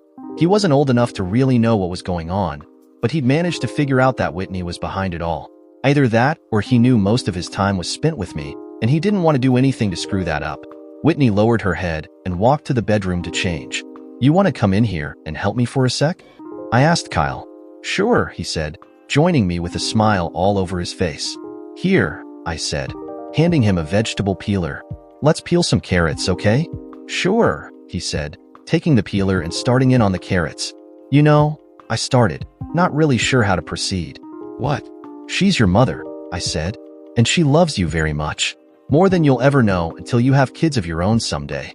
He didn't say anything, but his bottom lip started sticking out. You should maybe give her a break, little man. Why? She's the one that's leaving, Dad. I kneeled down beside him. But it's not because of you, okay? You've got to believe that. She's not doing this because of you. I don't care, he said, his voice getting louder. Who cares why she's leaving? All that matters is she's leaving, and I won't get to see you anymore. Tears were welling in his eyes and running down his cheeks. Sure you will, I said, using my thumb to brush away his tears. We'll see each other all the time. That's not what Tammy Paluski says. She says she never sees her dad. Never. I pulled him in for a hug. But you're not Tammy Paluski, and I'm not Tammy Paluski's dad. But what if we move away? Then how will you see me? I held his shoulders and looked into his eyes. I don't care if you move to the South Pole. I'm still going to see you. Got it? He nodded. If I have to wrestle polar bears and beat up the penguins, I'm still going to get to you, okay? He giggled through his tears. Why would you beat up the penguins? Just let them get between me and you, I said. He giggled some more, then went back to peeling. Dad, he said after a few minutes. Yeah. Can we make some more soldiers after supper? We'll ask your mom. If she says it's okay, then we will. Fair enough? I suppose so. It was almost 11 before I went to bed. The lights were off, and I shed my jeans and was pulling on a pair of flannel pajama bottoms when Whitney spoke. Thank you, she said. For what? For talking to Kyle. Earlier. I heard you. I grunted. She was silent as I slid under the covers, and I laid there looking at the ceiling for a few moments. Luke. I said nothing. We'd been sleeping together in the same bed since the shit had hit the fan. It somehow seemed natural, but we hadn't spoken to each other. Talking in bed seemed somehow more intimate, and now unnatural. Why are you wearing pajama bottoms to bed? I thought about that. It wasn't something I'd been consciously doing. Not like using the other bathroom, which had been a planned affair. No, wearing pajama bottoms just seemed like the thing to do now. Are you still awake? Yeah, Whit, I'm still awake. She rolled over, and I could see her outline as she drew closer, and her face was almost touching mine. I want you, she said. I don't think that's a good idea. Why not? Because it's not. Because you don't want me anymore? I'm pretty sure it's the other way around, but I want you now. I reached over and turned on the light, then rolled back and faced her. What's going on here? I don't know. It's just that we seem to be I don't know strangers all of a sudden. I gave a bitter snort. No shit. You know what I mean. No, Whit, I have no clue. I'm still trying to figure out how you can just wake up one morning and decide you want someone else. Then a few days later you come back and say that you want me. I don't want anyone else. Really? Could have fooled me. But I don't. Yeah, well, I guess the point is that you really don't want me either. I slid out of bed. Where are you going? The couch, I said, picking up a pillow. Staying here doesn't seem like a good idea anymore. Please, she said. I looked down at her and saw now that she was naked under the sheets. She looked so sexy and vulnerable and I hadn't been laid in almost 5 weeks. Please look, she said again, her hand reaching out and brushing over my pants. I wanted to, more than anything. I wanted to shed my clothes and jump back into bed and screw her until neither of us could walk. And I felt myself leaning toward her before all of the images of the past week began rushing to my brain. I'm signing the papers on Thursday, I said, my voice hoarse. Her hand went still, and her eyes flashed with fear. What papers? To start the divorce, I said. They'll be ready on Thursday. She pulled her hand back and cuddled in on herself in a fetal position. They said you can go to the sheriff's office and pick them up, to avoid a scene having you served at work or here. She gave no reaction, just a blank stare at a spot on the far wall. She was lost in her thoughts. I looked at her for a moment, all carnal thoughts now banished. Then I reached over, turned off the light, and made my way to the sofa. Walking away, I said, You chose this for us, Whit. I am not sure if in a few days you will be sleeping with your new man or not, but as long as I am in this house, you will sleep alone. A day later, Luke was with Doug. What's your hurry, Luke? Doug Morrissey said. Hurry on what? Peggy Marsh said as she slipped into the booth next to him and placed her tray on the table. He looked at me for my assent before answering her. He's getting a divorce. Peggy didn't react. Instead, she buttered her dinner roll and dipped it into the bean soup. Did you hear me? Doug said. I heard, she said. And she bit the roll and chewed, looking at me the whole time. When she swallowed, she put the roll back on her tray and spoke. You screwing around? No. Is she? Sorta. Jesus, Luke, it's a simple question. Is she screwing someone else? Yes or no? Probably not, I said. There's someone else. Another guy. I know that much. She says they're not sleeping together, but I'm not sure if she's telling the truth. Then she's probably screwing him, she said, picking up her spoon and tackling her soup. She says she's confused, I offered, sipping my coffee. She's in a rut, not happy with work and with me. Peggy just nodded, eating her soup and not saying anything. You think she's just going through something? Doug asked her. Like what? Peggy said. I don't know. Her period. Or depression. Peggy laughed. Men, anytime we act a way you don't expect, it's because our monthly visitor has come a-calling. You know what I mean, Doug said. Come on, you're the expert here. She looked at him, then turned to me. Okay, give me what you've got. I just did, I said. Has she been withdrawn? Yeah, 2 or 3 months. She been sleeping more than normal? No. Her appearance slipping? You know, hair not done. Maybe looking a touch more disheveled? I shook my head. None of the above. Then it's probably not depression, she said. I sagged. This wasn't something that could be cured with counseling and some medication. Don't get me wrong, Peggy said. It could be depression. Still, except being suddenly unhappy with her lot in life, there are no other signs that I can tell. I nodded. Fair enough. So what are you doing about it? She asked once her soup was finished. I'm going in tomorrow to sign the divorce papers. Seems a bit quick. No shit, Doug joined in. It's a lot of things, I said. Yeah, she only told me 9 or 10 days ago that she wanted a separation and she was kind of seeing someone else. But I can't just sit back and do nothing. I can't just wait in limbo and let her spring it on me. I can't live in limbo. You need to feel like you're retaining some control over your life and your family, she said. Exactly. Including the control to be the one who ends it. I guess so. Why? I pondered this, my eyes going from big, chunky, bearded Doug to tiny, frail little Peggy. They were certainly an odd couple. Doug, the middle-aged, burly literature professor, divorced and a personal mess with a mind that scattered thoughts all over the place. Peggy, late 30s and never married, with the precise mind and pinched looks not commonly associated with clinical psychologists. Oh, and the noble shit approach without excuses and qualifiers. She was very much a black and white person. There were no shades of gray and no excuses. You ever have the absolute love of your life, just totally out of the blue, without a clue it was coming, have her tell you she doesn't really love you anymore? That she's spending time with someone else, and that he's the only thing keeping her sane? Yeah, Doug sighed. Jermaine. You? I said to Peggy. Not really. Let me tell you something. It's horrible. I mean, words cannot even describe what that did to me. How suddenly empty and useless I felt. It was a whole ton of things, you know? Like betrayal and like I wasn't good enough. Like there's something wrong with me. Like how could she do this? If not just to me, it's to Kyle too. Like she was suddenly a stranger. You're trying to understand, Peggy surmised. At first I said. Not now. Now I don't really care.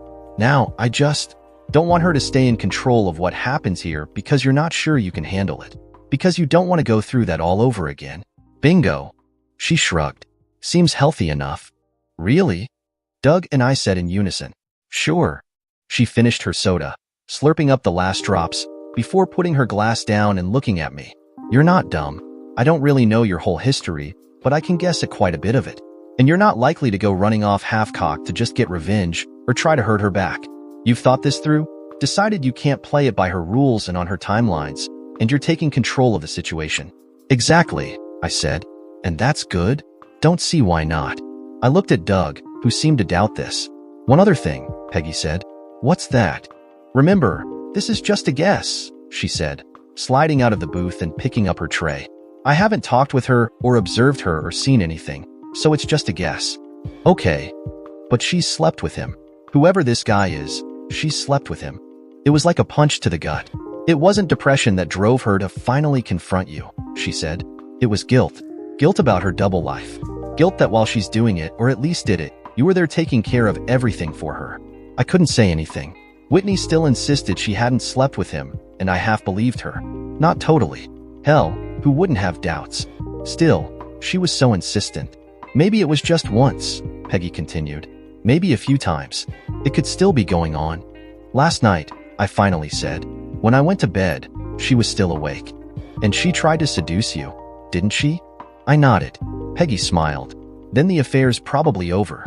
Her guilt is probably overwhelming. And sleeping with you, having sexual relations with you may help her expiate her guilt. But it won't, I protested. But she thinks it will. Peggy hesitated. Like she wanted to say more. What? Doug finally prompted her. Just thinking, she said. Thinking what? That I wouldn't want to be in your shoes right now. Why? Because now your decision just got a hell of a lot more difficult. How so? Before, she said, you filed for divorce in response to her rejection of you. Now, though, she's not rejecting you anymore. If I'm a betting man, she's trying to figure out how to get past everything, forget what she's done, and get you to forget it, too, and just go back to the way it was. So now, I really am the one pushing for the divorce. The divorce that she really at least probably doesn't want anymore. Peggy nodded, then gave me a tight smile. Good luck with that one. I just slumped. Where's Kyle? Whitney said when she walked in the door. Next door, I said, staring out the window and watching him run around and play in the backyard abutting ours. I listened to her hang up her jacket, then her footsteps approached me. I was surprised and froze instantly when she put her arms around my waist and hugged me from behind. I don't want a divorce, she said, her voice barely above a whisper. When did you quit seeing him? I said, not moving. She said nothing. When was the last time you slept with him? I said I didn't do that, she said, her voice sounding tiny. You lied. I unclasped her hands at my waist and turned to face her. So when was it? Saturday, when you had to run out for a few hours? She didn't say anything. Or maybe over an intimate lunch on Monday? I pressed. She just stared at me, her face begging me to let it be. I stared back at her, not willing to give in until I had some answers. I said I didn't sleep with him, she finally said. Fine, you two didn't sleep together. When's the last time you screwed him? When was it, Whitney? She covered her ears with her hands. Why don't you believe me? Because I don't, I yelled. Because I think you had an affair, and you were all ready to leave me for him. But now I think you've changed your mind, and I don't know why.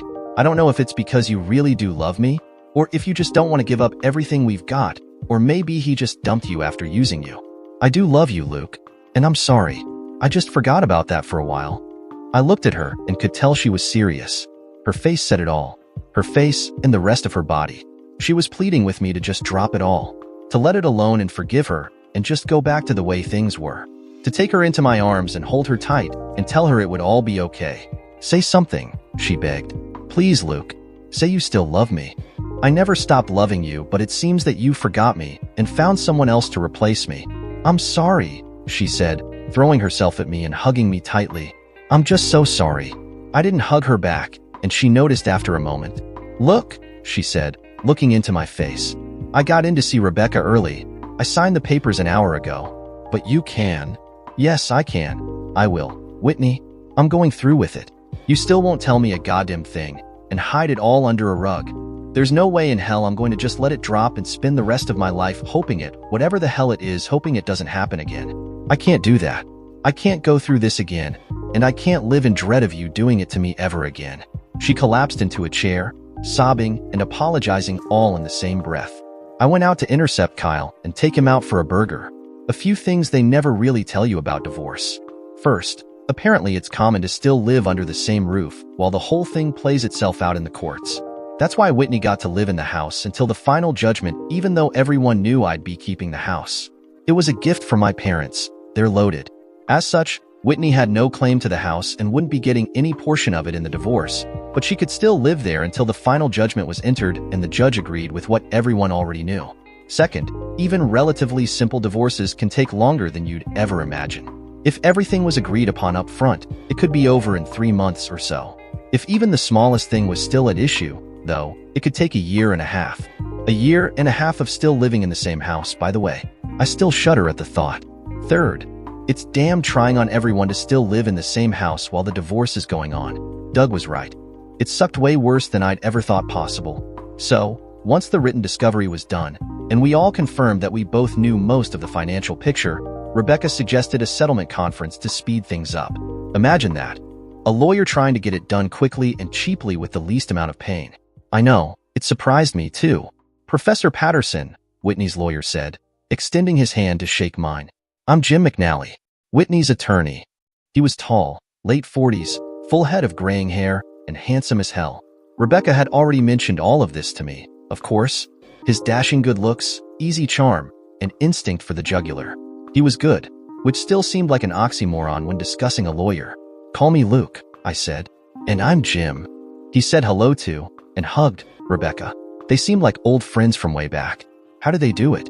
How can lawyers act so friendly with each other, then turn around and fight like hell against each other? They were all a different breed of cat, that's for sure. We all walked into his conference room, and I saw Whitney already there, sitting and fidgeting. So, McNally said once everyone was seated, how are we going to fix this mess? He was looking at me, as was Whitney, but I said nothing. Instead, I did what I was told. I shut my mouth Rebecca's words, not mine, and let Rebecca do the talking for me. It's really pretty straightforward, Jammer, she said. Joint custody of Kyle. Luke as residential parent. Whitney can. Luke as residential parent? McNally interrupted. He turned to Whitney, who avoided his stare. Luke as residential parent, Rebecca confirmed. He's the one who's taking care of the boy now, so why change? McNally's eyes narrowed. This was clearly coming as a surprise to him. When you say he's the one taking care of Kyle now, you mean he's… Rebecca turned to me and nodded. She means, I said, that I'm the one who feeds him, helps him with his homework, goes to his parent-teacher conferences, gets him to the doctor and the dentist, gets him to school. You know, the one who takes care of him. And Whitney, you're saying she does nothing? I looked at Whitney, my eyes staying on her as I spoke. Not at all. She helps out as best she can, but I'm only in class 9 hours a week. I've got office hours another 9 hours. Then I spend some time with research and meetings, and the like. Still, my schedule works around his school far better, and I'm the one who takes care of it. Whitney words longer hours. Way longer hours. She helps out when she can. That's how it's always been with us.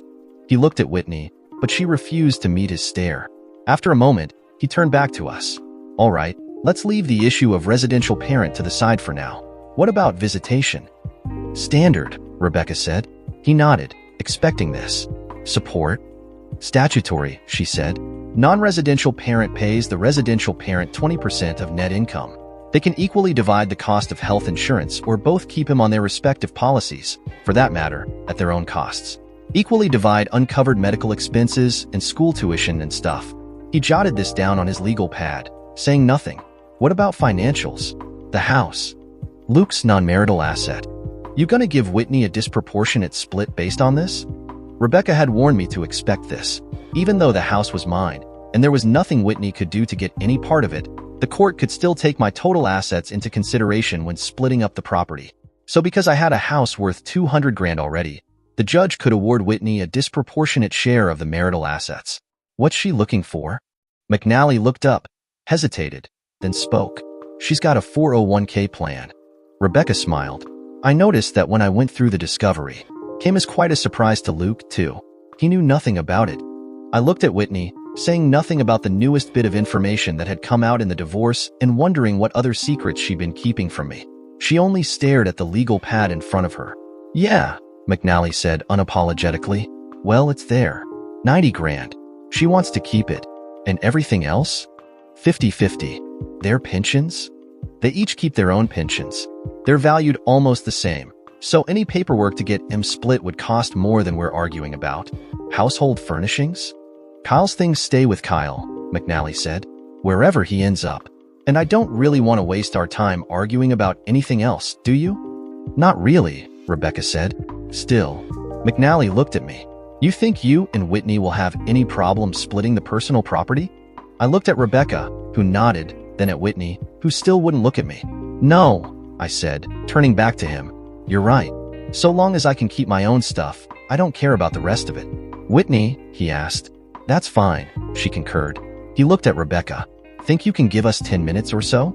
She nodded, and we left the conference room. On the sidewalk in front of the office, Rebecca lit a cigarette and inhaled. So it's going well? I asked, my body a bundle of frayed nerve endings. Oh yeah, she said, exhaling and smiling. Better than I expected. How so? Remember what I told you up front? Don't lie to me? I nodded. Now you see why, she said. The whole custody issue blindsided him. You mean she lied? It's not really a lie, Rebecca explained. It's really more like an inability to objectively see the facts. She thinks she's the great mom always there for everything, whether she is or not, and that's how she paints it. She's afraid, swear to Christ. All clients are. She's afraid he won't like her or something if he thinks she's a lousy mom. Also, she can't really admit to herself that you're the one doing most everything. But she's admitted it to me. I mean, Jesus, she's a lawyer. She doesn't already know this? Rebecca shrugged. She's never been in private practice. And she's a mother, too. That usually overrides everything else. So she's lying to herself? Sorta like that. And how do you know it's not me that's lying? Did you see the look on her face when you got done talking? Not really. Just that she kind of shrank in the chair. Bingo. If you'd been lying, she'd have challenged you. But she didn't say a word. And McNally? He realizes that? Of course. And he's probably advising her right now that she doesn't stand a chance in hell of winning a custody battle.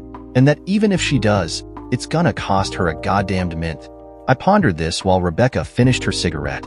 It was closer to 20 minutes before McNally called us back in.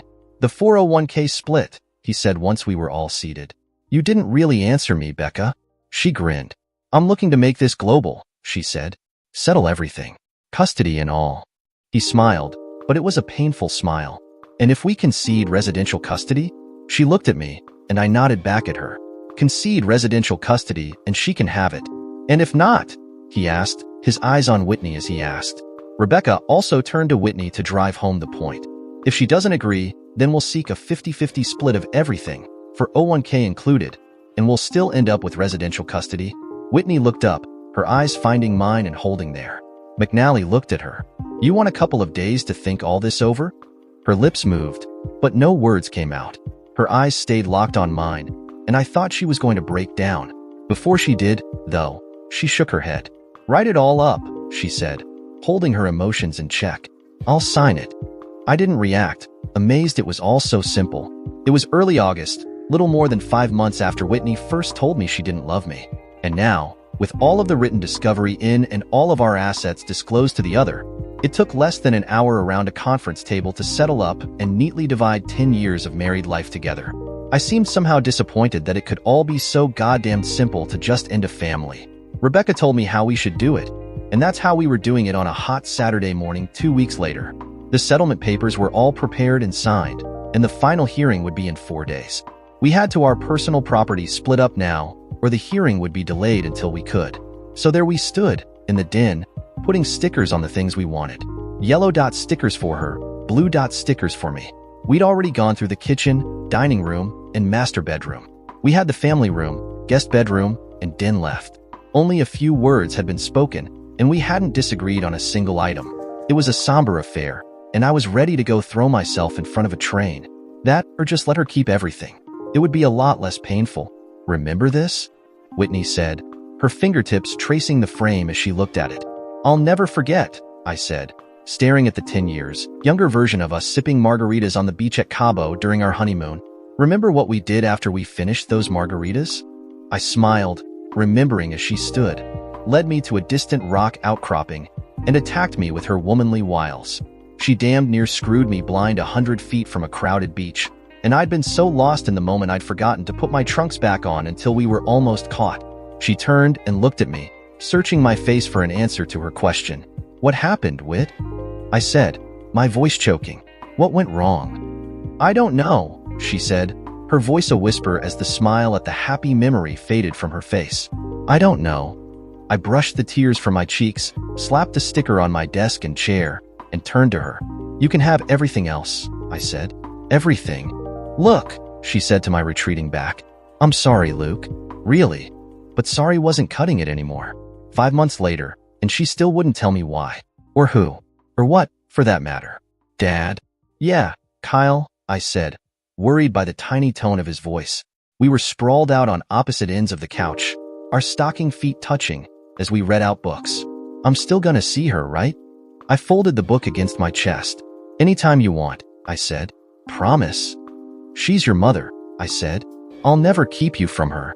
Okay. Thus ended week 1 post-marriage.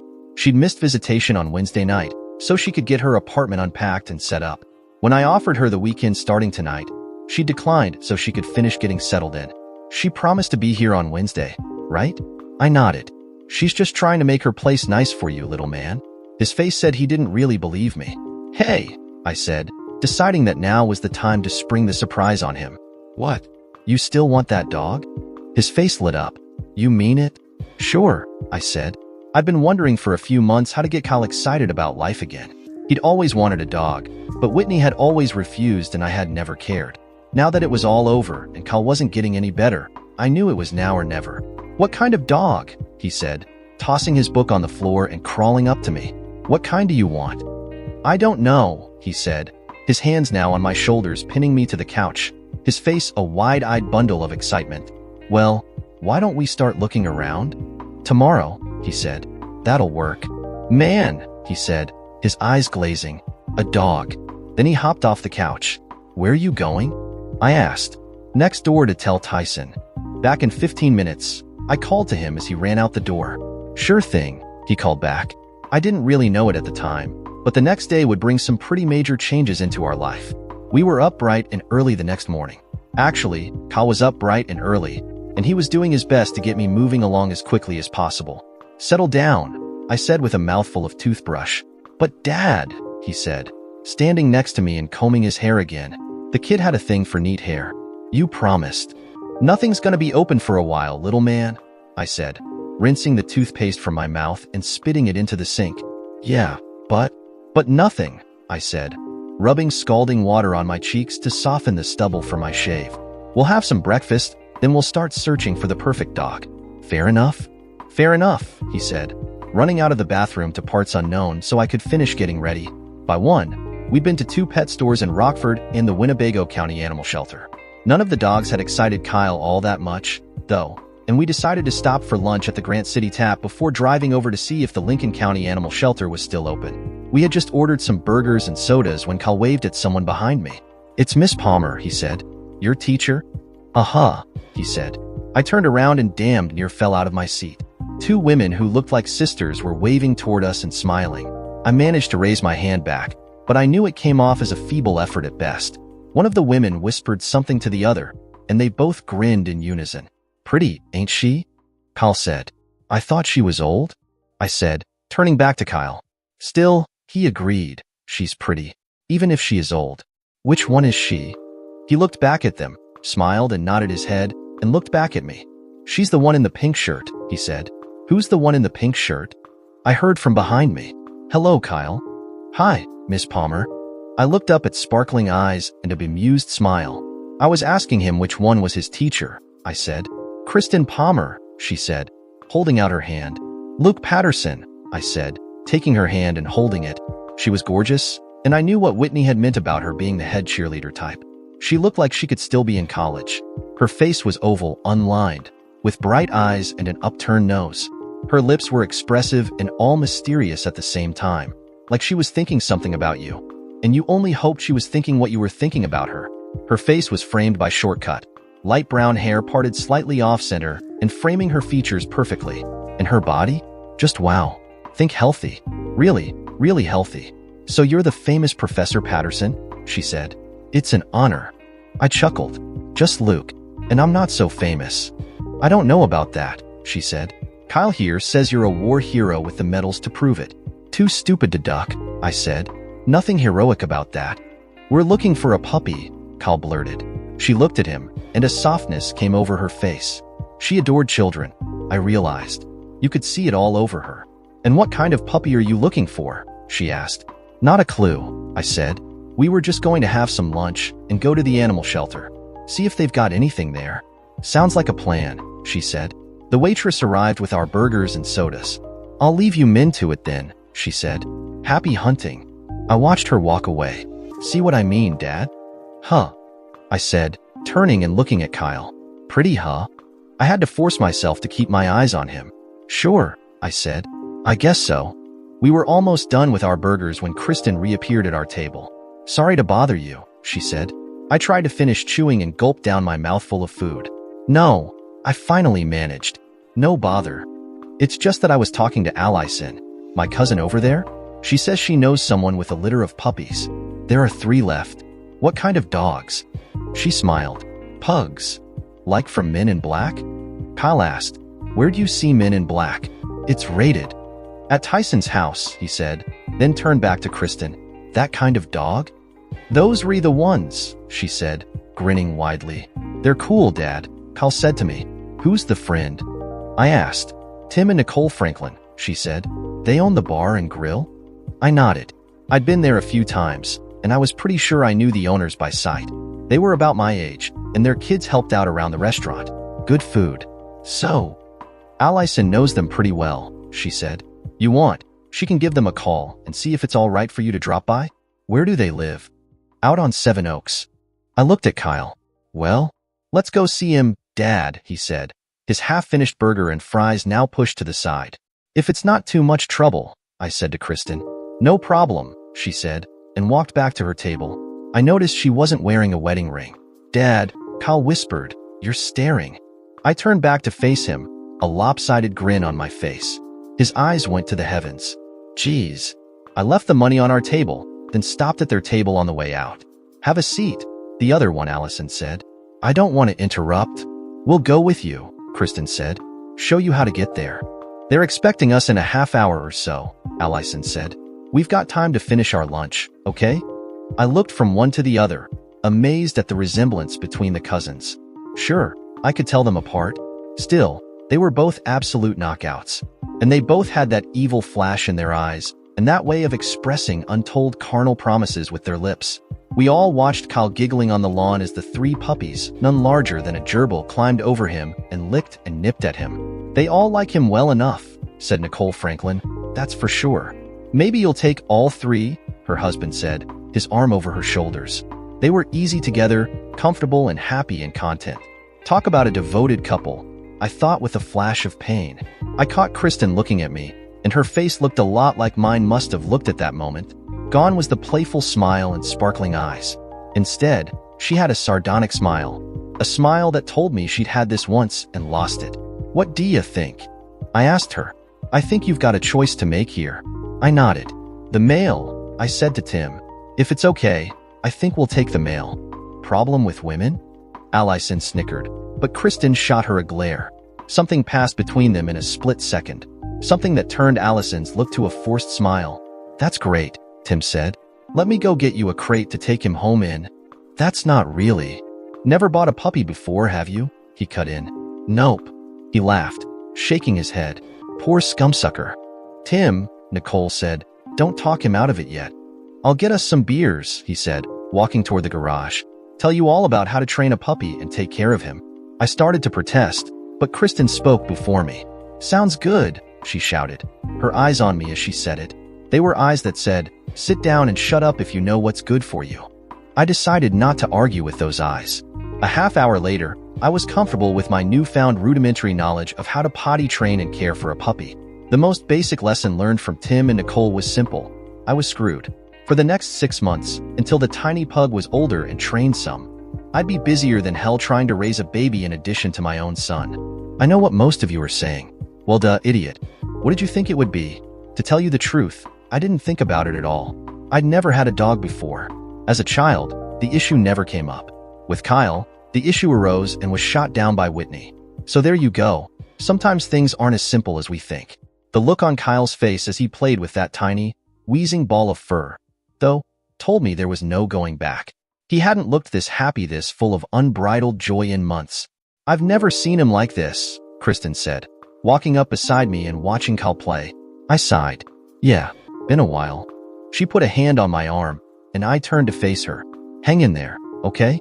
I know what you're going through, and it's tough. I wanted to ask her how she could know, but then I remembered about her own checkered marital history. I couldn't remember if Whitney had mentioned it, so I wondered if she had any kids of her own. By the look on her face, though, I suspected she did. Either way, it was clear she knew just how tough this was on me and Kyle. Thanks, I said, for everything. I looked back at Kyle and nodded toward him rolling around in the grass. Especially for this. No prob. The Franklins had given us enough food to get us through the night and the next morning. Also, we had a crate for the little fellow to sleep in until we could get to the store the next day and get all of the puppy-raising, dog-owning essentials. So Kyle and I just enjoyed ourselves in the backyard when we got home. What are we gonna name him, Dad? He called out from the yard. I pondered the question as I flipped the barbecued chicken and corn on the cob roasting on the grill in front of me. Well, he said, scooping the little black-faced bundle of tan fur into his arms and walking to the deck. You got any ideas, little man? I said, worried the squirming little pup would break free, fall, and die at any moment. Kyle kept a solid hold, though. Not really, he said. I was thinking of a general or something. You know, like the stuff you're always reading about. Like General Lee? I said. He shook his head. No, they said he's China. Chinese, I corrected. He's from China, and things from China are called Chinese. He ignored me. So are there any famous China generals? I searched my memory, discarding most of the names that came to my mind. How about Sun Tzu? Who's he? Thousands of years ago, I answered. He was a famous general who wrote a famous book. What was the book called? The Art of War. And it's still famous? He asked. Still used today. He grinned. And we can call him Sonny for short. I ran my fingers through his head, then reached down and scratched the snorting midget behind his ear. Sonny it is, I agreed. School for me started the next day. Not classes, but an endless series of meetings to get ready for classes. When the afternoon meetings ended, I found myself in my office behind my desk, flipping through resumes trying to weed out the finalists for my 2 research interns for the upcoming semester. They were paid positions, though the pay was, to be honest, beyond paltry and the competition was fierce. More than 40 students had applied, which represented about 2/3 of the seniors majoring in history or related areas. After an hour, I had weeded it down to 3 finalists who would be interviewed for the 2 positions: Randall Meeks, Jeremy Scott, and Heather Farley. Yeah, I know what you're thinking, but you'd be wrong. Besides being incredibly beautiful, she was a solid writer and researcher, and she'd made Dean's List every semester so far. Her drop-dead gorgeous looks were just a bonus. I phoned the 3 of them and arranged for interviews the following morning, then shoveled some books and notes into my briefcase and made for home. Look, I heard from behind me as I unlocked my car door. Turning, I saw Doug Morrissey running up behind me. Wow, I said, taking in his now clean-shaven face and slimmed-down figure. Looks like the summer's been good to you. He grinned. Time to get off my butt and make a go of it again. Sounds like a good plan, I said, trying to keep the pleasant smile and failing. His eyes narrowed. Where you at in it? It's over, I said. His eyes widened. So soon? Yeah, couple weeks ago. He nodded, his face clouding over. I got Kyle, I said. Joint custody, but he lives with me. You're kidding. I shook my head. And the finances? House was mine, so she didn't get any of it. Our incomes were close enough, so there's no alimony. Well, I let her keep a hidden 401k, which is really why there's no alimony. And the rest? 50-50. He gave a bitter chuckle at that. Told you that bitch Rebecca was good. She was, I said, so thanks. Really, I would have been clueless, and she may have been a bitch to you, but... He nodded at my implication. Tell me about it. Hotter than hell. Like she could trip you and beat you to the floor. With her panties already down, he added. We savored our own visions for a moment. So, I said, then looked him up and down. Looks like you're finally getting past it, though. I finally met someone. Really? His head bounced as the grin returned. She's great. Do I know her? He shrugged. Maybe. I laughed. What is this? Grade school? You want me to pass her a note in homeroom? You'd better clue me in. We'll see, he said, turning to leave me standing there. For whatever reason, that's the first time I had hope. Hope that it would get better, and somehow back to normal. Doug's divorce had been brutal, and he'd been down in the dumps about it for a couple of years. Now, though, he was almost back to his old self. He now looked a lot more like the easy-go-lucky, happy, bouncy guy with a zest for life and for living that I'd not seen in 3 years or more. He'd finally gotten over it. It seemed to bode well for me. For the first time, I believed what everyone said. Someday I'd get over the anger and regret and bitterness and go back to being happy. Of course, I thought as I pulled into my garage, Doug hadn't been spending all of his spare time as a single parent to a little boy and his even littler puppy dog. Heather Farley sat before me, her legs crossed all prim and proper, the appropriate look of academic seriousness on her face. In her navy blue slacks and long-sleeved white blouse, she appeared to be a young professional rather than the bouncy valley girl type she usually looked like. And what would be your duties as you understand them? I said. Research and memos, she said. Whatever topic you assign, I'd be responsible for researching the topic thoroughly, then preparing and submitting a memorandum encapsulating the salient points. Encapsulating the salient points. See? There was a legitimate reason why she was a finalist.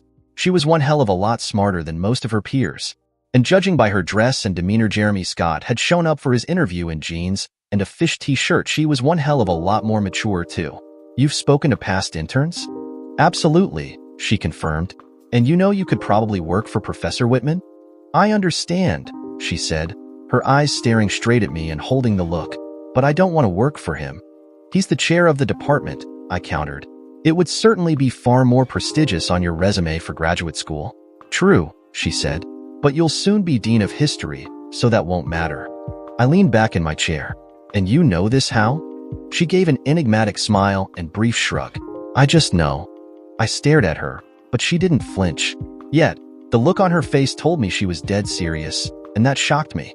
I'd been in meetings on and off throughout the summer, and no one had mentioned the retirement of Hubert Whitman, a colossal figure at Chadwick who'd been teaching there since my parents were in diapers. Sure, he was certainly well past retirement age, but most of us agreed they'd be carrying him out of the school in a casket, and that was as it should be. He was still sharp as a tack and had more energy than many professors half his age, so the thought that he was stepping down was a bit far-fetched. Fine, Heather finally said. If you want to know, I'll tell you. But this stays between us, okay? I nodded. He told me. Professor Whitman himself. I already interviewed for him yesterday, and while he offered me a position, he still recommended I meet with you. This may be his last semester, and he says you're likely to be the one taking over. Is he okay? I stammered. I mean, he's not sick or anything, is he? Not a clue. He seemed fine to me. Same old Professor Whitman. I nodded. And he's already offered you a position? She snorted. If you want to call it that. It would mostly just be cleaning up his papers and sorting things out. A career's worth of notes and that sort of thing. That's why he recommended I meet with you instead. He said most anyone could do it for him, and I shouldn't pass up the chance to actually get something out of this. I looked at her, down to her resume, then back to her again. She raised her eyebrow, waiting for my decision. Fine, you're hired. In a flash, the professional demeanor was gone and the schoolgirl giddiness was back. Intern positions could make a big difference in graduate school applications, and the higher up the professor for whom she interned, the more difference it made. As such, this was a big deal, and her excitement was common. Thanks, Professor, she said. You won't regret it. Really? Now I'd like your opinion on the other two finalists, I said. Mr. Meeks and Mr. Scott. Meeks, she said immediately. Jeremy's way smarter, but he's lazy too. Randy's a hard worker. A better writer, too. Jeremy will try to skate by, but Randy will bust his bum. I nodded. That was my assessment too. Almost to the letter. The problem with Jeremy Scott was that he'd never had to work for his grades. It had all come easy to him, and he wasn't used to going the extra mile on anything. Well, Miss Farley, I said, pushing back from my desk, standing, and reaching my hand across to her. Welcome aboard. She pumped my hand in response.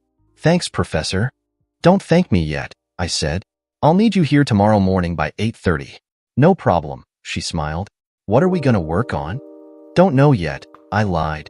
We'll know tomorrow morning. Fair enough, she replied, then gave a dazzling smile and sashayed out of the office. It was going to be a very trying semester if I had to watch her hips on a regular basis, I thought, adjusting my package once she'd gone. At 5:30 Wednesday, the doorbell rang. Your mom's here, I called into the backyard before going to answer the door. Hi, Whitney said when I opened the door. Come on in. I motioned with my head, stepping aside. Awkward, huh? She said after a moment, her voice low and her eyes on the floor. She had dark circles under her eyes, her pallor looked pale, and her hair was dull and lifeless. You doing okay? I said, lifting her chin with my hand. She looked up at me with a blank stare. Sure. You don't look so good. She looked around the living room, now stark and half empty after our property division. You need some new furniture. Probably this weekend, I said. I'll probably go shopping while Kyle's with you this weekend. She paused, then nodded. Hey, Mom, Kyle said, running through the kitchen toward her with little Sonny doing his best to catch up from behind.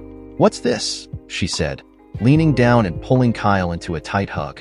Kyle was squirming with the pressure of her squeeze, and he managed to break free enough to scoop the bouncing puppy into his arms.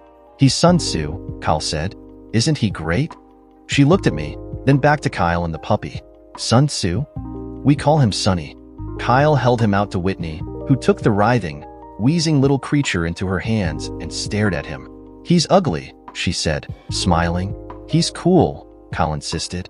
Real cool. She handed Sonny back to Kyle, who made faces at the dog before holding his cheeks closer to Sonny's face for an endless series of squealing licks. So he finally got his dog, Whitney said, her eyes staying on Kyle and Sonny. It's helped, I said. I see that. We watched for a moment longer, but the silence soon became uncomfortable. Well, you two best be going, I prompted. Her vacant stare jarred at that, and she turned and looked at me. You'll have him back by 8 or so? I asked. Somewhere around there. Give him here, I said, holding out my hands to Kyle. He transferred Sonny to my arms, then turned and took Whitney's hand. So what are we gonna do? he said to his mom as they walked out the door together. I didn't hear her response, preferring to close the door behind them. No, I said, holding Sonny up and looking into his sparkling brown eyes. What are we gonna do? Huh. His yipping response told me our plans had better include dinner. Has either of you ever read this? I asked, sliding one copy each across my desk toward Randy Meeks and Heather Farley. Claudius, by Robert Graves. They picked up their copies, looked at the cover, then flipped to read the book's description on the back cover. Never heard of it, Randy said, pushing his glasses up before running his fingers through his tangled hair. Me, neither, Heather said. It's about Claudius, a Roman emperor who died in 54 AD. And we're gonna be researching him? Asked Randy, confused. I preferred military history, and he must have had visions of researching some great historical battle. I shook my head. Not Claudius. Or the others, for that matter. No, I want you to read the book and tell me what you think we should be researching and writing about. Something that's not been covered in great depth. Based on this? Heather asked, looking at the book again. Based on that, I said. Read the whole thing by Tuesday and get me a memo on your recommendations. Each of you. And don't work together. So you want our own ideas? Randy asked with no apparent aggravation at being asked to do this over the Labor Day weekend. Not a joint effort between the two of us? Precisely, Mr. Meeks. I want you to each read it and come up with a new angle of looking at the transition period from Roman Republic to Roman Empire. Any aspect of that transition. This book, while not history as such, can at least be useful in showing you how many things happened in history that we don't really teach. Or even know, for that matter. He shot a glance at Heather, but she was already reading the first page of the book. So I'll leave you both to it, I said, waving them off. Randy rose to leave, but Heather stayed still, locked in the book. Miss Farley? I said. She looked up, her concentration broken. Yes? You don't have to do it here, I said. You can probably go back to your dorm or apartment or whatever and work on it there. She frowned, then shook her head. If it's just the same to you, I'd rather stay here. My roommates are back and getting set up. I'll never be able to. The library? I suggested. She smiled, a dazzling array of teeth and sparkling green eyes. Here's fine. Randy looked from her to me, then back to her again. She was already slouched back into the chair reading again. We gave each other a look. Women. Then he smiled, shook his head, and left. Tuesday then, he said on his way out. By 3, my last faculty meeting of the week was complete. There was still no word about Professor Whitman and the potential vacancy for Dean of History, and I was afraid to say anything to anyone or let on in any way that I knew something could be up. The other professors, Whitman included likewise, seemed to be going about business like there were no changes on the horizon. You still here? I said upon entering my office. Heather had moved from the chair and was now behind my desk scribbling notes on a piece of paper. Aha, she said, not bothering to look up. I watched her, amazed. It was clear she'd finished at least most of the book by now, which was no small feat, and given her frantic writing pace, it was also clear that she had a plethora of ideas for research projects. Can I have my desk back? I asked, tossing my briefcase in the chair she had been sitting in when I'd left 2 hours before. In a sec, she said. She finished writing something, underlined a word 3 times, then looked up at me. Wow, she said, her face a mixture of wonderment and amazement. Have I never heard of this book before? Good question, I responded, walking behind the desk and looking at her notes. It was a series of questions. Very perceptive questions at that. It's a classic, I mumbled. One of the top works of the 20th century by almost anyone's reckoning. Jesus, she said, wheeling my chair back and hopping up, snatching the notes away before I'd finished reading them. It's really, I don't know, inspiring, I guess, to think that you can do something like this with something like that. Like what? She laughed. Roman history, Professor. I mean, come on. Have you ever studied anything so incredibly dry and boring in your life? Before I could respond, she threw her arms around me and hugged me tightly. This is gonna be so much fun. I froze, terrified of 3 things. First, that someone would walk through the door at any moment and I'd be in deep shit. Second, that her hug would last too long and she'd feel my soon-to-be rampant hard-on pressed against her. Third, and in apparent conflict with the latter point, that her hug would end anytime soon. It felt, well, you know. I cleared my throat just before terror number 2 could rear its ugly head so to speak and backed away from her. Fun, I agreed. She winked at me. Tons of fun, she confirmed, then slid the book and her notes into a backpack which she slung over her shoulder. Same time tomorrow? I tried to find my voice, but couldn't. She took this for a yes. Till then, she smiled. Toodles. She sashayed out the door, the sachet more provocative than the day before. There was no doubt she knew her effect on me. Hell, she had that effect on any straight, post-pubescent male with a pulse, and she seemed more than willing to use it whenever the mood struck her. I didn't really feel like going back to the office the next morning, beautiful blonde co-ed or not. Instead, I had 2 spare keys for the office, made one for each in turn, and left them with Sarah, the secretary, bright and early the next morning. With 3 free days over the Labor Day weekend now expanded to 4, I spent the morning surfing the net for living room and master bedroom furniture ideas. A few things that should be exceedingly obvious. First, I'm a guy, so I could care less if my furniture all matches the rest of the decor. Second, I'm a guy, so I don't really know what decor is to begin with, let alone how to match any of it. Third, I'm a guy, so shopping for furniture ranks right up there with flat beer and colonoscopies on my list of shit to avoid, pardon the pun. To that end, God bless the internet. We have a few furniture stores in Grant City, including the ones in the shopping mall on the edge of town.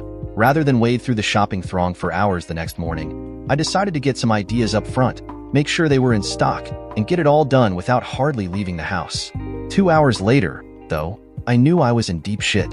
Apparently, furniture fabrics, styles, and colors are all written in a secret code that only women can understand. I, who can speak 2 languages and read 4, English and Spanish, those 2 plus Latin and Greek, if you're curious, simply couldn't decipher what the hell they were describing. The pictures helped some, but not much. So with a sigh, I gave up. Sun Tzu was sleeping in his crate in the corner of the den, his smattering of snores, grunts, and dreamy yips barely audible, yet strangely soothing. I decided to look through my email, then crash for a nap before Kyle got home. I had 4 emails. Heather and Randy both emailed that they were done reading Claudius, and hoped to have me their preliminary notes by Monday morning. I emailed them back and said Tuesday was fast enough. The 3rd email offered to introduce me to the wonders of Viagra at a low introductory rate, which was more than a touch insulting. The 4th email, though, would soon have me wishing I had saved the Viagra offer, because I was sure an erection was nowhere in my immediate future. Oh no, that 4th email emasculated me all over again. The message was from cldlaw@linkedin.net, and it was entitled, Saturday? I clicked the message, not knowing what to expect. I know you're still mad at me, the text read, but I really wish we could move past all of that. What's done is done, and there's no changing it. Now that the dust is settled, though, I was wondering if you wanted to have a drink together, or maybe even dinner. There's no reason we can't still be friends, or more. And just that quickly, all the pain of the past 5 months came crashing back down on me. Sure, I knew sooner or later I'd be seeing Whitney with other men. Hell, we were both going to be moving on, and it did no good to pretend otherwise. This, though, was different. Way different. This was a reminder of that great unanswered question. What the hell had happened to my marriage? Reading the message again and again, I could glean no clues to help me answer that question, but I now had an email address to investigate if I wanted answers. I sat back, tense as hell, and still trying to decide whether I should investigate this further when another thought occurred. A thought that all but directed my course of action. Namely, how had this email come to my email address? Actually, to the email address Whitney and I used to share? The answer came almost immediately. Whitney had opened another email account, an email account with a name close to our own. I logged out of the email account, then went through the login procedure again. I typed Patterson123@linkedin.net. I stared at it for a minute, then added a 4. Patterson1234@linkedin.net. I typed in my password. Hell, any password would work, and got invalid email address. I deleted the 4 and stared. It had to be close to our actual email address. There was no way they'd been communicating through our home email. Given how often I checked our email, it was far too risky to use our own address. Still, it had to be close. Close enough where one extra letter or number, or one less, for that matter, would result in the email coming to our regular address. 5 minutes later, I had it. Patterson123@linkedin.net. That little underline made all the difference. Now that I had a valid address, time to figure out the password. I tried everything. Her name, my name, Kyle's name, middle names, parents' names, maiden names, all of the names with birth dates and social security numbers and anniversary dates and old phone numbers. Nothing. The message was always the same. Invalid password. I looked at the clock on the wall. Almost 3. Kyle would be home soon. Then my eyes drifted over to a small, brass nameplate. The paperweight I'd gotten for Whitney when she won her first jury trial. Super lawyer. I remembered giving it to her, and remembered more vividly her giddiness and giggling and excitement as she placed it smack dab in the middle of her desk all those years ago. And now there it sat, dusty and ignored, forgotten on a shelf in the corner of my den. I wondered how long it had been sitting there, how long since she'd taken it out of her office and brought it back here. Turning back to the screen, I typed it in. Super lawyer. The second attempt, with all lowercase letters, and I was in. One click on the history of undelete messages, and I was staring at a list going back 11 months. Dad, Kyle called from the front door, slamming the door behind him. In the den, I said, highlighting the whole list and clicking print all. Hey, Dad, he said, steamrolling into the room and straight for the crate. Hey, Sonny. The pup was already up, standing, yipping at Kyle, his tail going a mile a minute. Come on, he said, opening the crate and running back out of the den, Sonny in hot pursuit.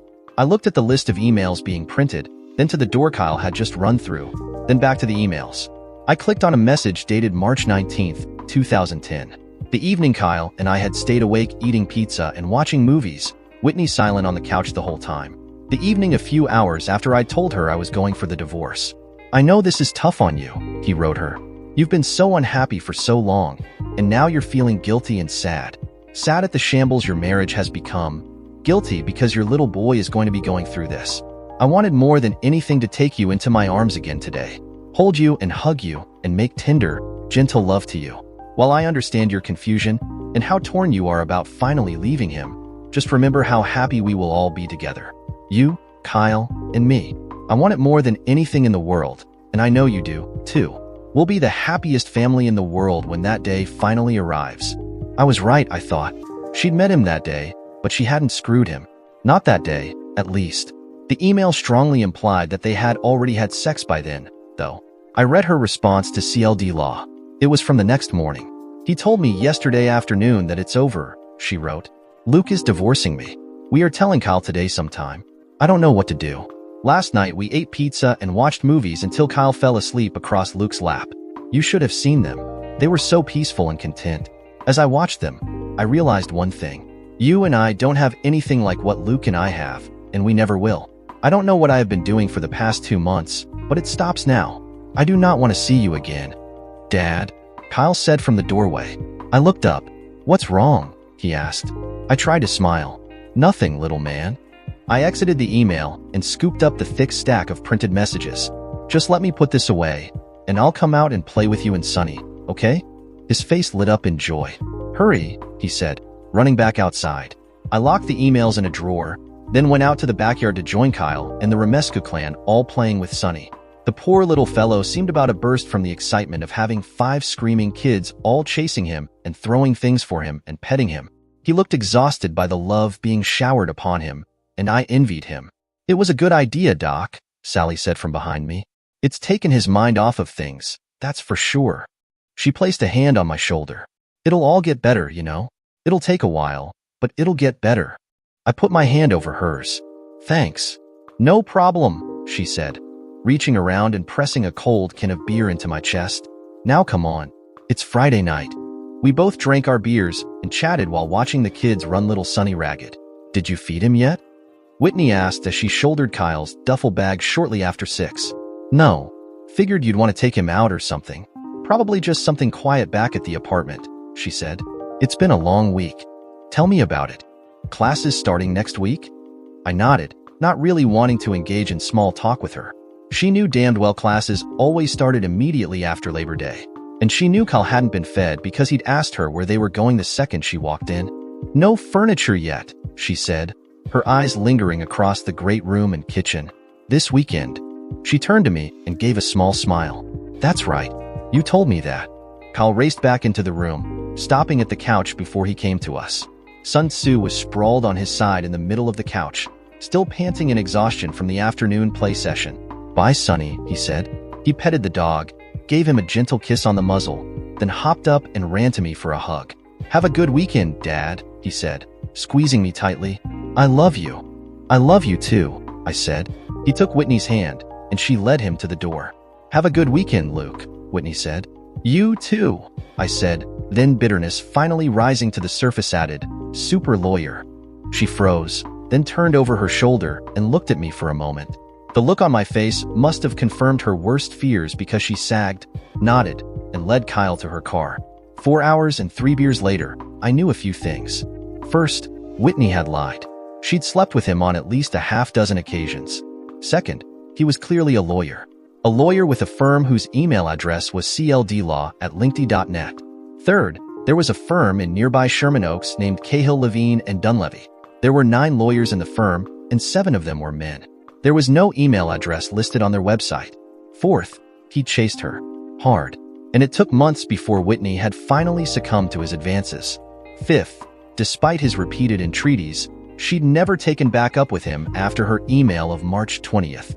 Sixth, with the exception of the occasional digs from him about how I didn't really care for her feelings and ambitions, there was no indication what I'd done wrong. None of Whitney's emails, not a goddamned one of them, had said anything negative about me. Instead, I was more like an afterthought in all but her March 20th email. In that one, I read more like a fond memory, sort of like a nostalgic look back at a happy Christmas memory from childhood. There were still some things I didn't know, though. First, who the hell was he? Neither of them had addressed or signed any of their messages back and forth. Second, what started this? Sure, he chased her, but I had no clue if she'd first sent the signal she was available or looking. Third, when did I go from being Whitney's husband and the love of her life to a fond memory? When did she quit loving me and why? What the hell did I do wrong? It was almost 11, and I was ready for bed. Then a thought occurred to me, though, and I decided to check it out. I logged back into the secret email account and clicked on the history. Sure enough, they were all now deleted. There was one message still in the box, and it was unopened.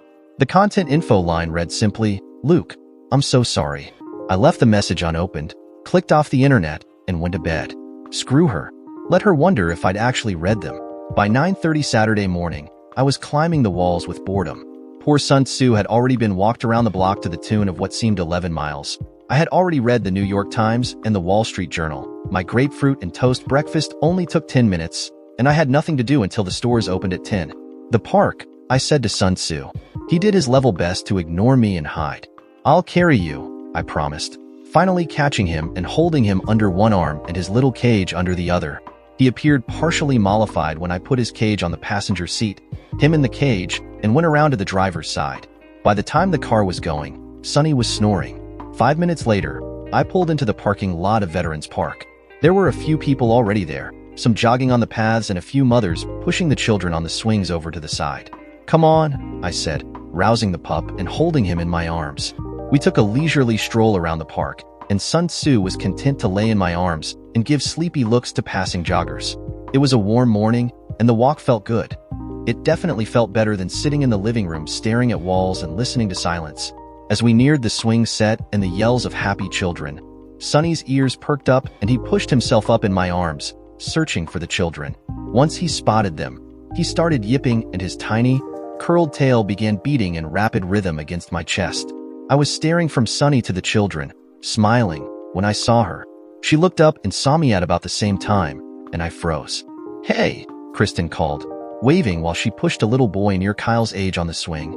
I lifted my head in greeting, just watching her for a moment. She seemed relaxed and easy around the boy, just happy with the simple pleasure of pushing the boy on the swing. I envied her, both her relaxed demeanor and the companionship of her child. After a few minutes of watching, the little boy jumped off the end of the swing, tumbled through the grass, and got up smiling at me. "Can I see your puppy, mister?" he said, running up to me with a lopsided grin. "Sure," I said, bending down and releasing the pug. "Come here, boy," he said. "His name's Sun Tzu," I said. "Sonny," he said. "I know. Kyle told us about him." He was petting the dog, who was enjoying the company of the boy far more than he'd enjoyed my company all morning. "What's that saying?" Kristen said, walking up. "Something in snails and puppy dog tails. That's what little boys are made of." "I don't remember." "Me neither," I said, standing. "Alone this weekend?" I nodded. "First time." She gave a sympathetic smile. "Takes some getting used to." "Yeah, so I'm noticing." She bent down and petted Sonny, who all but ignored her in favor of the more rough and tumble attention of the boy. "So this is what? 2 Saturdays in a row? Luke, you stalking me?" "Just killing time until the stores open," I mumbled, then decided to change the subject. "Your son?" Ben, she replied, standing up with her eyes on him the whole time. So you're in the same boat as me? She turned to me, her face unreadable, and nodded. Pretty much. But at least it's your weekend, right? She shook her head. I'm dropping him off at his dad's house in about 20 minutes. I nodded, not sure how much more to ask. She was pretty hell, drop-dead friggin' gorgeous, and seemed nice. Add to that my loneliness and apparent isolation from anyone other than Doug in the same boat as me, and I wanted to get to know her better. Still, I wasn't sure how to. So what are your plans for the rest of the weekend? She asked, interrupting my thoughts. Her face was again polite inquisitiveness. Furniture shopping. Really? She said. A man. Furniture shopping. She gave a chuckle. I'd pay to see that. I raised an eyebrow. Really? Like lunch? Her eyes narrowed. Was it too open? I let my words die the embarrassed death they deserved. The smile came back.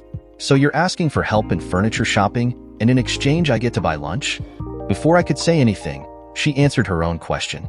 Okay, Professor, she said. Sounds like a plan. I'll buy the lunch, I offered. She shook her head. No. I opened my big mouth, and you called me on it. Fair's fair. Woman of her word and all that. I smiled, glad for the company on what was going to be an otherwise empty and miserable day. So where do you live? She asked.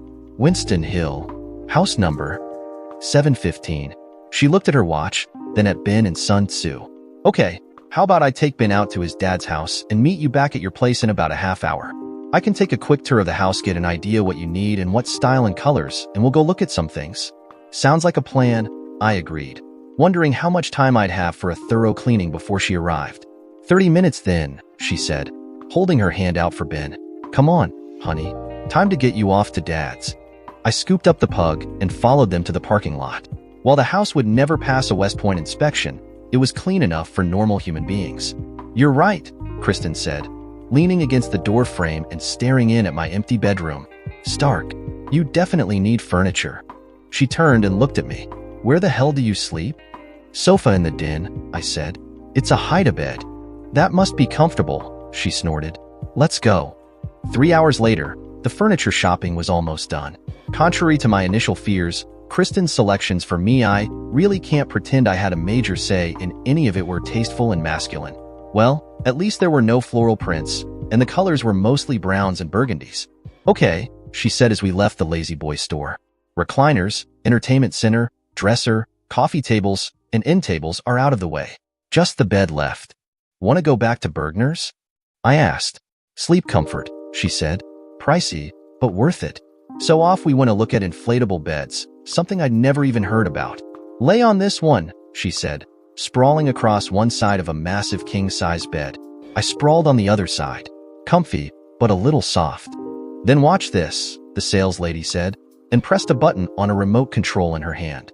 I heard a whirring sound, and a minute later the bed was hard as a rock. Cool, huh? Kristen asked. Her head turned to me and a massive grin on her face. A grin and sparkling eyes that mesmerized me. Very, I agreed. But the king size? Can't I just go with a? Not a chance, she insisted. Then her face softened. You're gonna find someone else again, Luke. You really will. I nodded. Then her grin returned. And when you do, she continued, you don't want her hogging you right off the damned bed, right? I grinned back. Right. He'll take it, she said, hopping off the bed. I laid there for a moment, wishing I'd gotten the smaller bed, the one that came with Kristen in it, and smaller so she'd be forced to curl up against me. You'll need a headboard, she said. This comes with its own bed frame, but you'll need to make or have someone else make a headboard. Or you can buy a king-size bed frame and just put this inside of it, the sales lady suggested. Kristen shook her head. Tyler's dad still does woodworking. He can build you something that'll be ready by the time this is delivered. Tyler's dad? I said. My ex-father-in-law. And he'll know how big too. He's already done a few of them, she said. I'm sure the measurements haven't changed. I nodded. Fair enough. We spent the next 10 minutes filling out the delivery instructions and paying for the new bed. Then, before I really knew it, we were standing in the hallway of the mall with people rushing by us. We were done. My house pretty much furnished in a little over 3 hours. Lunch? I suggested. Something light, she said. I'll buy, I assured her. It's not that. I'm just not that hungry. Me neither. Still, If we don't eat something, we'll be starving in an hour or two. Kristen looked me up and down as if appraising a racehorse, seemed to make up her mind on something, then gave me a grin as she hooked her arm into mine. "Come on, hero man," she said, pulling me along. "I think I know just the place." 15 minutes later, we were parked outside a small bakery on Grant City's main drag. "Have I never noticed this place before?" I asked, getting out of the car. "You're not from here," she said, leading me into the tiny bakery. "It's a well-kept secret." A plump woman with steel gray hair, pince-nez glasses, and a white smock with matching apron smiled and leaned toward us from behind the counter as we approached. 5 minutes later, we were seated at a tiny table in the corner, nibbling on fresh croissants and sipping hot espresso. How did I ever miss this place? Kristen grinned. "I told you. You've got to grow up here to find these little out-of-the-way cubbyholes. So why don't you tell me about yourself?" I asked, afraid to look at her as I spoke. "What do you want to know?" I lifted my eyes to meet hers, and she was smiling easily. "I don't know. I know you're a teacher. And I know you've got a little boy, Ben. I know you were married to the writer. Tyler whatever his name's. Collins," she said, the smile still there. "Tyler Collins. He was my first husband. My second husband was a cop, and that one didn't last very long. Ben is Tyler's son. Randy and he's the cop Randy, and I didn't have any kids." She snorted. That one barely lasted long enough to even get all the wedding presents unwrapped. Over the next half hour, the latter half spent walking the main drag together, Kristen told me all about how she'd gone through 2 husbands, how she'd grown lonely and impatient with Tyler, left him in Florida and moved back to Illinois, married Randy, had been, who ended up being Tyler's son, gotten dumped by Randy, begged Tyler for a second chance, started teaching, was turned down by Tyler, who instead married his editor, and spent the past 5 years plus raising her son and going on the occasional date. "Questions?" she said when it was done, her voice soft and resigned. I stopped and turned, looking at her. "This isn't an interrogation, Kristen." "I know. It's just that, well, I've made some real major mistakes. Some mistakes that hurt a lot of people. Not just Tyler and Randy. Ben, too. And Tyler's folks and my cousin and, well, a lot of people. Did you do it to hurt them? Intentionally hurt them?" She shrugged. "Doesn't really make any difference, does it? The point is that I did hurt them. Because of me, they all suffered. Why I did it doesn't really matter. It just matters that I did it. And you don't think that they're even a little bit at fault for any of this? You think Tyler and especially Randy aren't even a little bit at fault?" "Tyler, maybe a little. Not really, though. I really put him in an impossible position. Randy, quite a bit more. But still, none of it wouldn't have happened without me. If I'd had my head out of my butt, maybe been able to think it all through better, I'd like to think I wouldn't have done it. But, well, I'm pretty sure I'd have still done it. Then, at least. And now?" She shook her head. "Not a chance." "So what's different?" "Ben," she said, surprised I had asked such a stupid question. "That's all." She started walking again. "Of course that's all, Luke. Come on, you've got Kyle. You know what I mean. You think you'd ever do all that shit if it meant putting him through all of that again? If he'd have to go through a second divorce with you? I didn't even want him to go through the first divorce." "No," she said, her low, reflective tone matching mine. "If I'd known I was pregnant, I'd have never left. I'd have come clean with Tyler and begged him to forgive me, and I'd have spent the rest of my life trying to hold my family together." "You think he'd have forgiven you?" "Dunno," she said. "I'd like to think he would've. He was always a great guy. Still is. You sound like you're still in love with him." "Sure. Why not? He's Ben's father, and he's a great guy. But he's moved on. He's got a new wife now, and they've got a little girl of their own now, too. So yeah, sure, I still love him. But it's really a fond love. A comfortable love. Not a burning passion. I gave that up. Our ship sailed, and even if it came back to port I couldn't get on again." I was silent, and she didn't say anything else until we were in the car driving back to my place. "Penny for your thoughts," she said. "I don't know," I replied, eyes on the road. "I just can't help but thinking that maybe Whitney, she's my ex, that she didn't really think this all through." "I don't know," Kristen said, putting her hand on my forearm. "Sounds to me like she changed her mind toward the end. Like she wanted to do what I wish I'd had the chance to do. Beg your forgiveness and try to spend the rest of her life making it all up to you." I shot a glance at Kristen, then back to the road. "Just one thing missing," I said. "I know. She didn't want to have to come clean in the process." "Bingo. We pulled into the driveway beside her car, and I shut down the engine. Luke. Kristen? If she'd have come clean, she said, turning to me. If she'd told you everything up front, would you have forgiven her? I thought about it for a moment, then shrugged. Guess we'll never know. Dear listeners, please wait for the second part. Please share your thoughts in the comments section and don't forget to like, share, and subscribe.